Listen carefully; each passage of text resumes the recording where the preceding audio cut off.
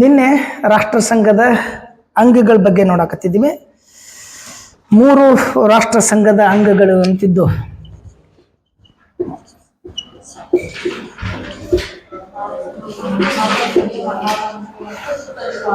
ರಾಷ್ಟ್ರಸಂಘ ಅಂತ ರಾಷ್ಟ್ರಸಂಘದ 3 ಅಂಗಗಳಿದ್ದು. ಒಂದು ಮಹಾಸಭೆ, ಮಹಾಮಂಡಳಿ, ಸಚಿವಾಲಯ. ಮಹಾಸಭೆ ಅಂದ್ರೇನು? ವಿಶ್ವದ ಪರಿಷತ್ ಹಾಗೆ ಇರೋದು. ಮಹಾ ಮಂಡಳಿ ಅಂದ್ರೆ ವಿಶ್ವ ಕಾರ್ಯಾಂಗ ಅಂದ್ರೆ ಕೆಲಸ ಮಾಡೋದು. ಸಚಿವಾಲಯ ಅಂತಂದ್ರೆ ಕಾಯಂ, ಅದು ಯಾರು ಇರ್ಲಿ ಬಿಡ್ಲಿ ಅದು ಹಂಗ ಮೀಟಿಂಗ್ ಕರೆಯೋದು, ಸಭೆ ಮಾಡೋದು, ನಡಾವಳಿಗಳಿರೋದು, ಪತ್ರ ವ್ಯವಹಾರಗಳಿಡೋದು, ದಾಖಲೆಗಳನ್ನು ಸಂಗ್ರಹಿಸೋದು, ಅದು ಕೆಲಸ ಮಾಡೋದು ಅಂದ್ರೆ ಸಚಿವಾಲಯ ಅಂತ. ಅದು ಕಾಯಂ ಆಗಿ ಇರ್ತೈತಿ. ಗೋರ್ಮೆಂಟ್ ಗೋರ್ಮೆಂಟ್ ಗೋರ್ಮೆಂಟ್ ಅಂತ ಇರ್ತೀವಿ ನಾವು. ಸರ್ಕಾರ ಸರ್ಕಾರ ಭಾಳ ಜನ ಹೇಳ್ತಿರ್ತಾರೆ MLA ನಾವ ಸರ್ಕಾರ ರೀ ಅಂತ. ಸರ್ಕಾರ ಅವ್ರಲ್ಲ. ಸರ್ಕಾರ ಯಾರು ಅಂತಂದ್ರೆ ಯಾರು ಖಾಯಂ ಆಗಿರ್ತಾರಲ್ಲ ಅವ್ರ ಬದಲಾಗ್ಲಿ ಬಿಡ್ಲಿ, MLAಗಳು ಇರ್ಲಿ ಬಿಡ್ಲಿ, ಶಾಸಕರ ಭವನ ಇರ್ತೈತಿ, ಕಾರ್ಯಾಲಯಗಳು ಇರ್ತಾವ, ಕೆಲಸಗಳು ಇರ್ತಾವ, ಸಚಿವರು ಇರ್ಲಿ ಬಿಡ್ಲಿ, ಸಚಿವಾಲಯ ಇರ್ತೈತಿ, ಆಯಾ ಇಲಾಖೆಗಳು ಇರ್ತಾವ, ಇಲಾಖೆಗಳ ಕೆಲಸಗಳು ನಡೀತಿರ್ತಾವ. ಹಂಗ ಸಚಿವಾಲಯ ಕೆಲಸ ಮಾಡ್ತಿರ್ತದ. ಇನ್ನ ಇಷ್ಟ ಇಟ್ಕೊಂಡು ರಾಷ್ಟ್ರಸಂಘ ಕೆಲಸ ಮಾಡಕ್ ಆಗೋದಿಲ್ಲ ಅನ್ನೋ ಕಾರಣಕ್ಕಾಗಿ ರಾಷ್ಟ್ರಸಂಘ ಇನ್ನೊಂದಿಷ್ಟು ಉಪ ಅಂಗಗಳು ಅಂತ ಮಾಡ್ಕೊಂಡಿದ್ದು. ರಾಷ್ಟ್ರಸಂಘದ ಉಪ ಅಂಗಗಳು ಅಂತ ನಾವು ಕೊಡ್ಕೊಂತೀವಿ. ಒಂದು ಅಂತಾರಾಷ್ಟ್ರೀಯ ನ್ಯಾಯಾಲಯ,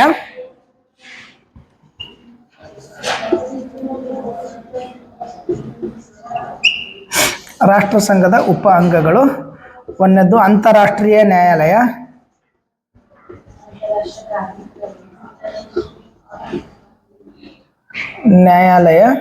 ಎರಡನೇದು ಕಾರ್ಮಿಕ ಸಂಸ್ಥೆ, ಮೂರನೇದು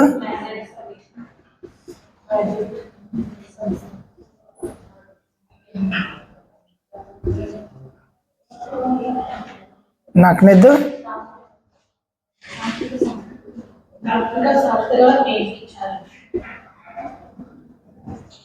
ತಾಂತ್ರಿಕ ಸಂಸ್ಥೆಗಳ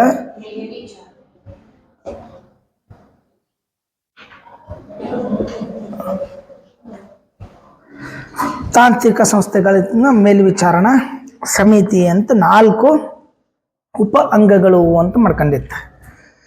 ಬರೇ ಮಹಾಸಭೆ, ಮಹಾಮಂಡಳಿ ಮತ್ತು ಸಚಿವಾಲಯ ಅಷ್ಟೇ ಮುಖ್ಯ ಅಲ್ಲ, ಅದರ ಜೊತೆ ಇನ್ನೊಂದಿಷ್ಟು ಉಪ ಅಂಗಗಳಿದ್ದು ಅವು ಕೆಲಸ ಮಾಡ್ತಾ ಇದ್ದು. ಯಾವ ಕಾರಣಕ್ಕಾಗಿ ಯುದ್ಧ ನಡೆದಿತ್ತೋ ಆ ಕಾರಣದಿಂದ ಮತ್ತೆ ಮರುಕಳಿಸಬಾರ್ದು, ಯುದ್ಧ ಆಗಬಾರ್ದು, ಅದಕ್ಕೆ ಯುದ್ಧ ಆಗ್ಲಾರ್ದಂಗೆ ತಡೆಗಟ್ಟಾಕ ಏನಾದರೂ ಸಮಸ್ಯೆಗಳಿದ್ರೆ ಅದನ್ನ ಬಗೆಹರಿಸಬೇಕು ಅನ್ನೋದ್ರ ಸಲುವಾಗಿ ಒಂದು ಅಂತಾರಾಷ್ಟ್ರೀಯ ನ್ಯಾಯಾಲಯ ಅಂತ ಒಂದು ಉಪ ಅಂಗ ಅಂತ ಮಾಡ್ಕೊಂಡ್ರು. ಅದು ರಾಷ್ಟ್ರಸಂಘದ 14ನೇ ಕಲಮಿನ ಪ್ರಕಾರ ಇರೋದು. ರಾಷ್ಟ್ರಸಂಘದ 14ನೆಯ ಕಲಮು 26 ವಿಧಿಗಳು ಅಂತ ಕರೆದಿವಲ್ಲ, ಆ 26 ವಿಧಿಗಳೊಳಗೆ 14ನೇ ವಿಧಿಯ ಪ್ರಕಾರ ಅಂತಾರಾಷ್ಟ್ರೀಯ ನ್ಯಾಯಾಲಯ ಅಂತ ಸ್ಥಾಪನೆ ಆಗ್ತೈತಿ 1922 ಈ ಮಹಾಮಂಡಳಿ ಏನಪ್ಪಾ ಅಂತಂದ್ರೆ ಪ್ರಪಂಚದಲ್ಲಿರ್ತಕ್ಕಂತಹ ಪ್ರಸಿದ್ಧ ನ್ಯಾಯಾಧೀಶರನ್ನ ನೇಮಕ ಮಾಡಿಕೊಂಡು ಒಂದು ಆಯೋಗ ಅಂತ ರಚನೆ ಮಾಡ್ಕೊಂತೈತಿ. ಎಲ್ಲಿ ಜಗತ್ತಿನಲ್ಲಿರುವಂತಹ ಪ್ರಸಿದ್ಧ ನ್ಯಾಯಾಲಯ ಕುಡ್ಕೊಂಡು ಒಂದು ಆಯೋಗ ರಚನೆ ಮಾಡಿ ಆ ಆಯೋಗದ ಎಲ್ಲ ನ್ಯಾಯಾಧೀಶರು ಕುಡ್ಕೊಂಡು ಒಂದು ಕರಡನ್ನ ತಯಾರು ಮಾಡ್ಕೊಂತಾರ. ಆ ಕರಡನ್ನ ತಯಾರು ಮಾಡಿ ರಾಷ್ಟ್ರಸಂಘಕ್ಕೆ ಸಲ್ಲಿಕೆ ಮಾಡ್ತಾರ. ಯಾವಾಗ ಜಗತ್ತಿನಲ್ಲಿರುವಂತಹ ಪ್ರಸಿದ್ಧ ನ್ಯಾಯಾಧೀಶರೆಲ್ಲ ಕುಡ್ಕೊಂಡು ಒಂದು ಆಯೋಗ ಮಾಡ್ಕೊಂಡು ಒಂದು ಸಮಿತಿ ಮಾಡ್ಕೊಂಡು ಚರ್ಚೆ ಮಾಡಿ ಕರಡನ್ನ ತಯಾರು ಮಾಡಿ ರಾಷ್ಟ್ರಸಂಘಕ್ಕೆ ಕೊಡ್ತಾರೋ ಆಗ ಮಹಾಸಭೆ ಮತ್ತು ಮಹಾಮಂಡಳಿ ಎರಡೂ ಕೂಡಿಸ್ಕೊಂಡು ರಾಷ್ಟ್ರಸಂಘದ ಎಲ್ಲಾ ಸದಸ್ಯರುಗಳು ಕುಡ್ಕೊಂಡು ಆ ಕರಡನ್ನ ಓದ್ಕೊಂಡು ತಿಳ್ಕೊಂಡು ಅದನ್ನ ಒಪ್ಪಿಕೊಳ್ತಾರ. ಒಪ್ಪಿಕೊಂಡು ಅದಕ್ಕೊಂದು ಸಹಿಯನ್ನ ಹಾಕ್ತಾರ. ಯಾರು? ಜಗತ್ತಿನಲ್ಲಿರುವಂತಹ ನ್ಯಾಯಾಧೀಶರು, ಪ್ರಸಿದ್ಧ ನ್ಯಾಯಾಧೀಶರೆಲ್ಲ ಕುಡ್ಕೊಂಡು ಒಂದು ಆಯೋಗ ಮಾಡಿ ಒಂದು ಸಮಿತಿ ಮಾಡಿ ಚರ್ಚೆ ಮಾಡಿ ಒಂದು ಕರಡನ್ನ, ಒಂದು ವರದಿಯನ್ನ ಸಲ್ಲಿಸ್ತಾರ. ಆ ವರದಿ ರಾಷ್ಟ್ರಸಂಘಕ್ಕೆ ಸಲ್ಲಿಸ್ತಾರ. ಅವಾಗ ಮಹಾಸಭೆ ಮತ್ತು ಮಹಾಮಂಡಳಿ ಕುಡ್ಕೊಂಡು ರಾಷ್ಟ್ರಸಂಘದ ಸದಸ್ಯರೆಲ್ಲ ಕುಡ್ಕೊಂಡು ಅದನ್ನ ಅಧ್ಯಯನ ಮಾಡಿ ಅದನ್ನ ಪರಾಮರ್ಶಿಸಿ ಅದನ್ನ ಒಪ್ಪಿಕೊಳ್ತಾರ, ಅದಕ್ಕೆ ಸಹಿ ಹಾಕ್ತಾರ. ಫೆಬ್ರವರಿ 15, 1922 ಹಾಲೆಂಡಿನ ದಿ ಹೇಗ್ ಅನ್ನುವಂಥ ಸ್ಥಳದೊಳಗ, ಹಾಲೆಂಡಿನ ದಿ ಹೇಗ್ ಅನ್ನುವಂಥ ಸ್ಥಳದೊಳಗ ಅಂತಾರಾಷ್ಟ್ರೀಯ ನ್ಯಾಯಾಲಯ ಅಂತ ಸ್ಥಾಪನೆ ಆಗ್ತೈತಿ. ಅದು ಖಾಯಂ ನ್ಯಾಯಾಲಯ ಅಂತ 1922 ಫೆಬ್ರವರಿ 15ಕ್ಕೆ. ಯಾವಾಗ ಇವರೆಲ್ಲರ ವರದಿಯನ್ನ ಓದ್ಕೊಂಡು ಪರಿಶೀಲನೆ ಮಾಡಿ ರಾಷ್ಟ್ರಸಂಘ ಸದಸ್ಯ ರಾಷ್ಟ್ರಗಳು ಎಲ್ಲ ಒಪ್ಪಿಗೆ ಸೂಚಿಸಿದ ಮೇಲೆ ಫೆಬ್ರವರಿ 15, 1922 ಅಂತಾರಾಷ್ಟ್ರೀಯ ಖಾಯಂ ನ್ಯಾಯಾಲಯ ಅಂತೇಳಿ ಅದನ್ನ ಹಾಲೆಂಡಿನ ದಿ ಹೇಗ್ ಅನ್ನುವಂಥ ಒಂದು ಸ್ಥಳದೊಳಗ ಸ್ಥಾಪನೆ ಮಾಡ್ಕೊಂತಾರ. ಆ ನ್ಯಾಯಾಲಯದೊಳಗ 15 ಜನ ನ್ಯಾಯಾಧೀಶರು ಇರ್ತಾರ. ಅಂತಾರಾಷ್ಟ್ರೀಯ ನ್ಯಾಯಾಲಯದೊಳಗ 15 ಜನ ನ್ಯಾಯಾಧೀಶರು ಇರ್ತಾರ. 15 ಜನ ಇರ್ತಾರ. ಈ 15 ಜನ ನ್ಯಾಯಾಧೀಶರಿಗೆ 9 ವರ್ಷದವರೆಗೆ ಅಧಿಕಾರಾವಧಿ ಕೊಡ್ತಾರ. ನ್ಯಾಯಾಧೀಶರಿಗೆ 9 ವರ್ಷ. ಈಗ ಐತಿ ನ್ಯಾಯಾಧೀಶರು ಅಂತ ನೇಮಕ ಮಾಡಿದ್ರ ಅಂದ್ರೆ ಅವ್ರಿಗೆ ಇಷ್ಟು ವರ್ಷ ಅಂತ ನಿಗದಿ ಮಾಡ್ಕೊಂಡಿರ್ತಾರೆ. ಇವ್ರು ಹೆಂಗ್ ನೇಮಕ ಆಗ್ತಿದ್ರು ಅಂದ್ರೆ ಮಹಾಮಂಡಳಿಯ ಶಿಫಾರಸ್ಸಿನ ಮೇರೆಗೆ, ಮಹಾಸಭೆಯ ಅನುಮೋದನೆ ಮೇರೆಗೆ ಏನಪ್ಪಾ ಅಂದ್ರೆ ಆಯ್ಕೆ ಆಗ್ತಿದ್ರು. ಮಹಾಮಂಡಳಿ ಶಿಫಾರಸ್ ಮಾಡಬೇಕು, ಮಹಾಸಭೆ ಅನುಮೋದನೆ ಕೊಡಬೇಕು. ಹೀಗಾಗಿ ಇದ್ರ ಮೂಲಕ ಅವರು ನೇಮಕಗೊಳ್ತಿದ್ರು. ಮಹಾಸಭೆ ಅಲ್ಲ, ಮಹಾಮಂಡಳಿ ಶಿಫಾರಸ್ ಮಾಡ್ಬೇಕ ಇವರನ್ನ ಅಂತ, ಇಷ್ಟು ಜನರನ್ನ ಅಂತ. ಆಗ ಮಹಾಸಭೆ ಅನುಮೋದನೆ ಕೊಡ್ಬೇಕ ಅಂತವ್ರನ್ನ ನ್ಯಾಯಾಧೀಶರ ಅಂತ ನೇಮಕ ಮಾಡ್ಕೊಂತಿದ್ರು. ದ ಹೇಗ್ ಅನ್ನುವಂಥ ಹಾಲೆಂಡಿನ ಅಂತಾರಾಷ್ಟ್ರೀಯ ಖಾಯಂ ನ್ಯಾಯಾಲಯದಲ್ಲಿ 15 ಜನ ನ್ಯಾಯಾಧೀಶರಿದ್ರು. ಅವರಿಗೆ 9 ವರ್ಷ ಕಾಲಾವಧಿ ನೀಡಿದ್ರು.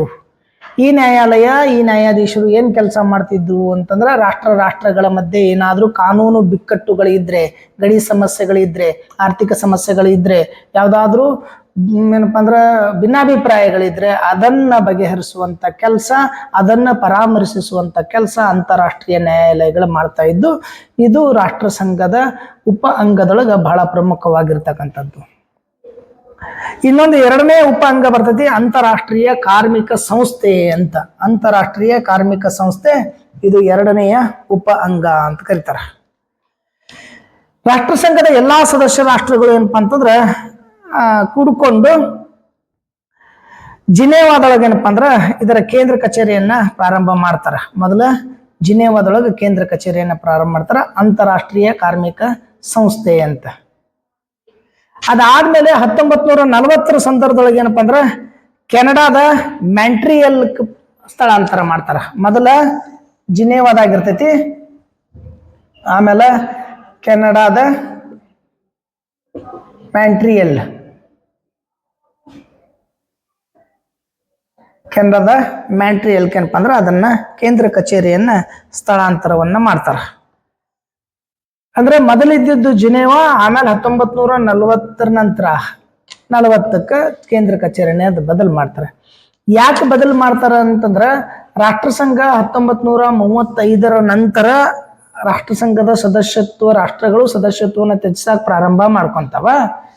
ಹೀಗಾಗಿ ಕೇಂದ್ರ ಕಚೇರಿ ಅಲ್ಲಿರೋದು ಸೂಕ್ತ ಅಲ್ಲ ಅಂತ ತಿಳ್ಕೊಂಡು, ಕಾರ್ಮಿಕ ಕೇಂದ್ರ ಕಚೇರಿ ಅಲ್ಲಿರೋದು ಸೂಕ್ತ ಅಲ್ಲ ಅಂತ ತಿಳ್ಕೊಂಡು ಅದನ್ನ ಬದಲಾವಣೆ ಮಾಡಿ ಕೆನಡಾಕ್ಕೆ ಏನಪ್ಪಾ ಅಂದ್ರೆ ಹಸ್ತಾಂತರ ಮಾಡ್ತಾರ. ಈ ಅಂತಾರಾಷ್ಟ್ರೀಯ ಕಾರ್ಮಿಕ ಸಂಸ್ಥೆ ಏನೈತಲ್ಲ, ಈ ಕಾರ್ಮಿಕ ಸಂಸ್ಥೆಯೊಳಗ 2 ಸರ್ಕಾರದ ಪ್ರತಿನಿಧಿಗಳು ಇರ್ತಿದ್ರು. ಒಬ್ರು ಕಾರ್ಮಿಕರದಿರ್ತಿದ್ರು, ಒಬ್ರು ಮಾಲೀಕರ ಪ್ರತಿನಿಧಿಗಳು ಇರ್ತಿದ್ರು. ಒಟ್ಟು 4 ಜನ ಇರ್ತಿದ್ರು. 2 ಸರ್ಕಾರದ ಪ್ರತಿನಿಧಿಗಳು, ಒಬ್ರು ಕಾರ್ಮಿಕರದು, ಒಬ್ರು ಮಾಲೀಕರದು. ಎದ್ರ ಸಲುವಾಗಿ ಅಂತಿದ, ರೈತರು ಅಂತಂದಾಗ ಯಾರು ಇರಬೇಕು ಅಂತ, ಮಾಲೀಕರು ಏನು ಹೊಲದಲ್ಲಿ ಕೆಲಸ ಮಾಡೋರು, ಏನು ಸರ್ಕಾರದ ಪ್ರತಿನಿಧಿಗಳು ಅಂತ.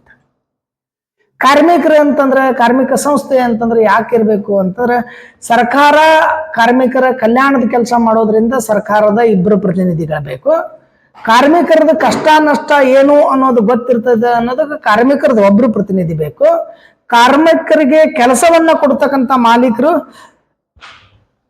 ಏನ್ ಕೆಲಸ ಕೊಡ್ಬೇಕು, ಯಾವ್ದು ಕೆಲಸ ಕೊಡ್ಬೇಕು, ಎಷ್ಟು ಕೊಡ್ಬೇಕು ಅನ್ನೋದು ನಿಗದಿ ಮಾಡೋರು ಮಾಲೀಕರು. ಅದರ ಸಲುವಾಗಿ ಮಾಲೀಕರು 1 ಬೇಕು. 4 ಜನ ಪ್ರತಿನಿಧಿಗಳು ಅಂತಾರಾಷ್ಟ್ರೀಯ ಕಾರ್ಮಿಕ ಸಂಸ್ಥೆಗೆ ಇದ್ರು ಅಂತ.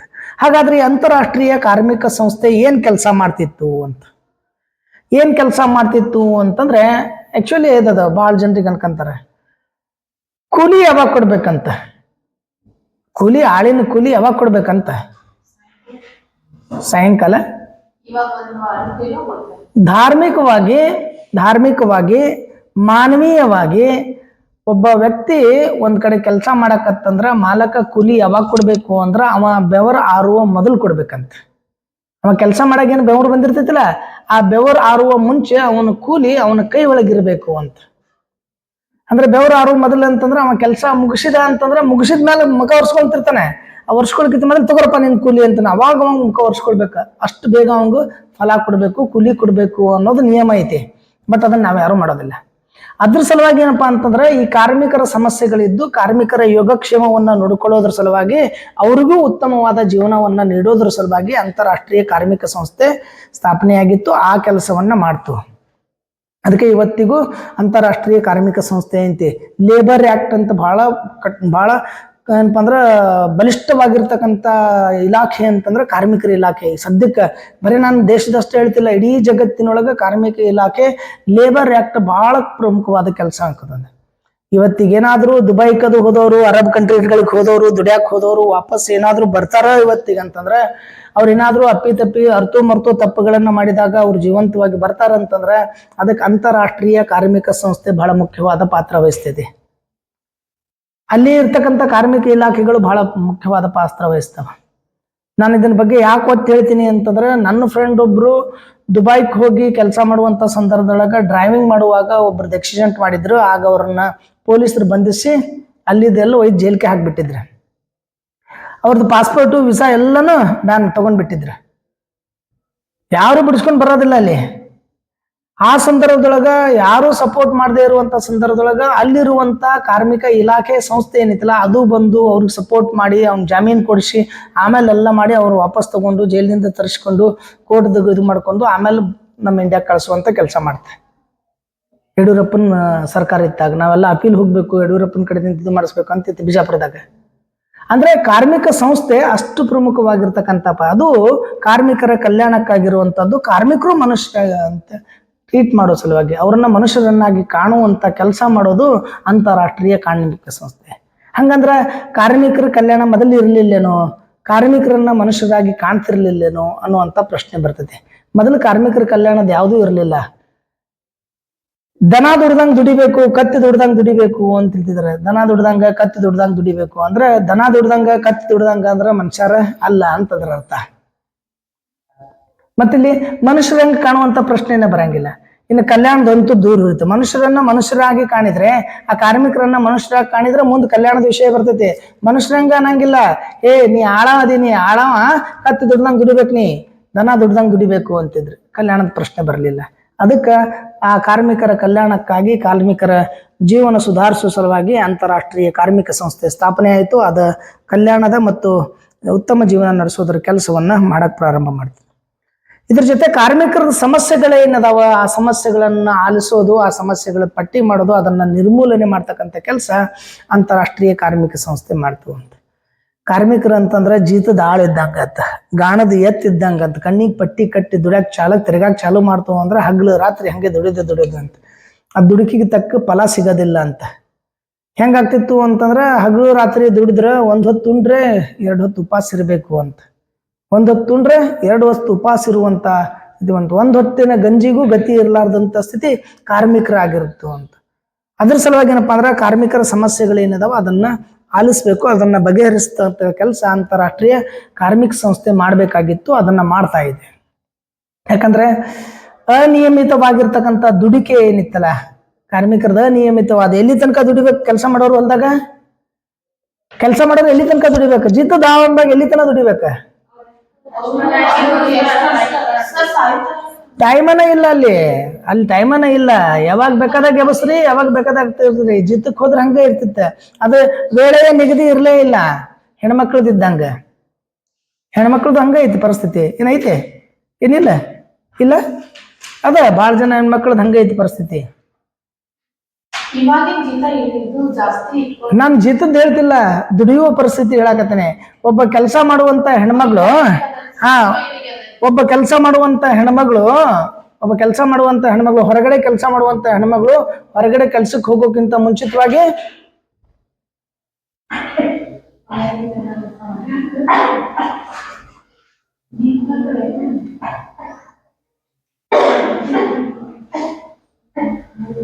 ನೀರು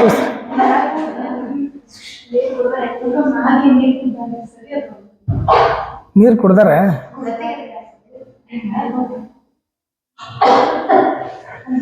ನಮ್ಮ ಹಳ್ಳ್ಯಾಗ ಹೇಳಿದಂಗೆ ಹೇಳೇನ್ರಿ ದುಬ್ನ್ಯಾಗ ಗುದ್ರಿ ಅಂತ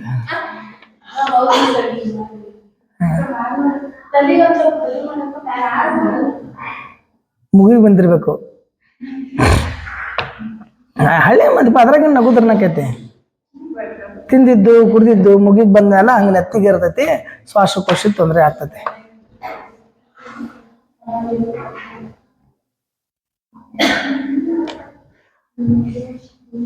ಕಾರ್ಮಿಕ ಸಮಸ್ಯೆಗಳು ಹೇಗಿದ್ದು ಅಂತಂದ್ರೆ ಕಾರ್ಮಿಕರಿಗೆ ಈ ದುಡಿಕೆ ನಿಗದಿತವಾಗಿರ್ತಕ್ಕಂಥ ಸಮಯ ಇರಲಿಲ್ಲ. ನಾ ಅದಕ್ಕೆ ಹೇಳ್ತಿರ್ತೇನೆ ಭಾಳ ಸಲ ಹೇಳೋ ಸಂದರ್ಭದಾಗ ಹೆಣ್ಮಕ್ಳು ಕೆಲಸ ಮಾಡ್ಬೇಕಲ್ಲ, ಮನೆಯೊಳಗೂ ಕೆಲಸ ಮಾಡ್ಬೇಕು, ಹೊರಗೂ ಕೆಲಸ ಮಾಡ್ಬೇಕು. ಟೈಮ್ ಏನೈತಿ?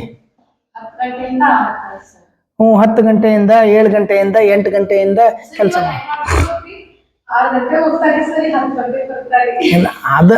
ಅದು ಸೆಕೆಂಡರಿ.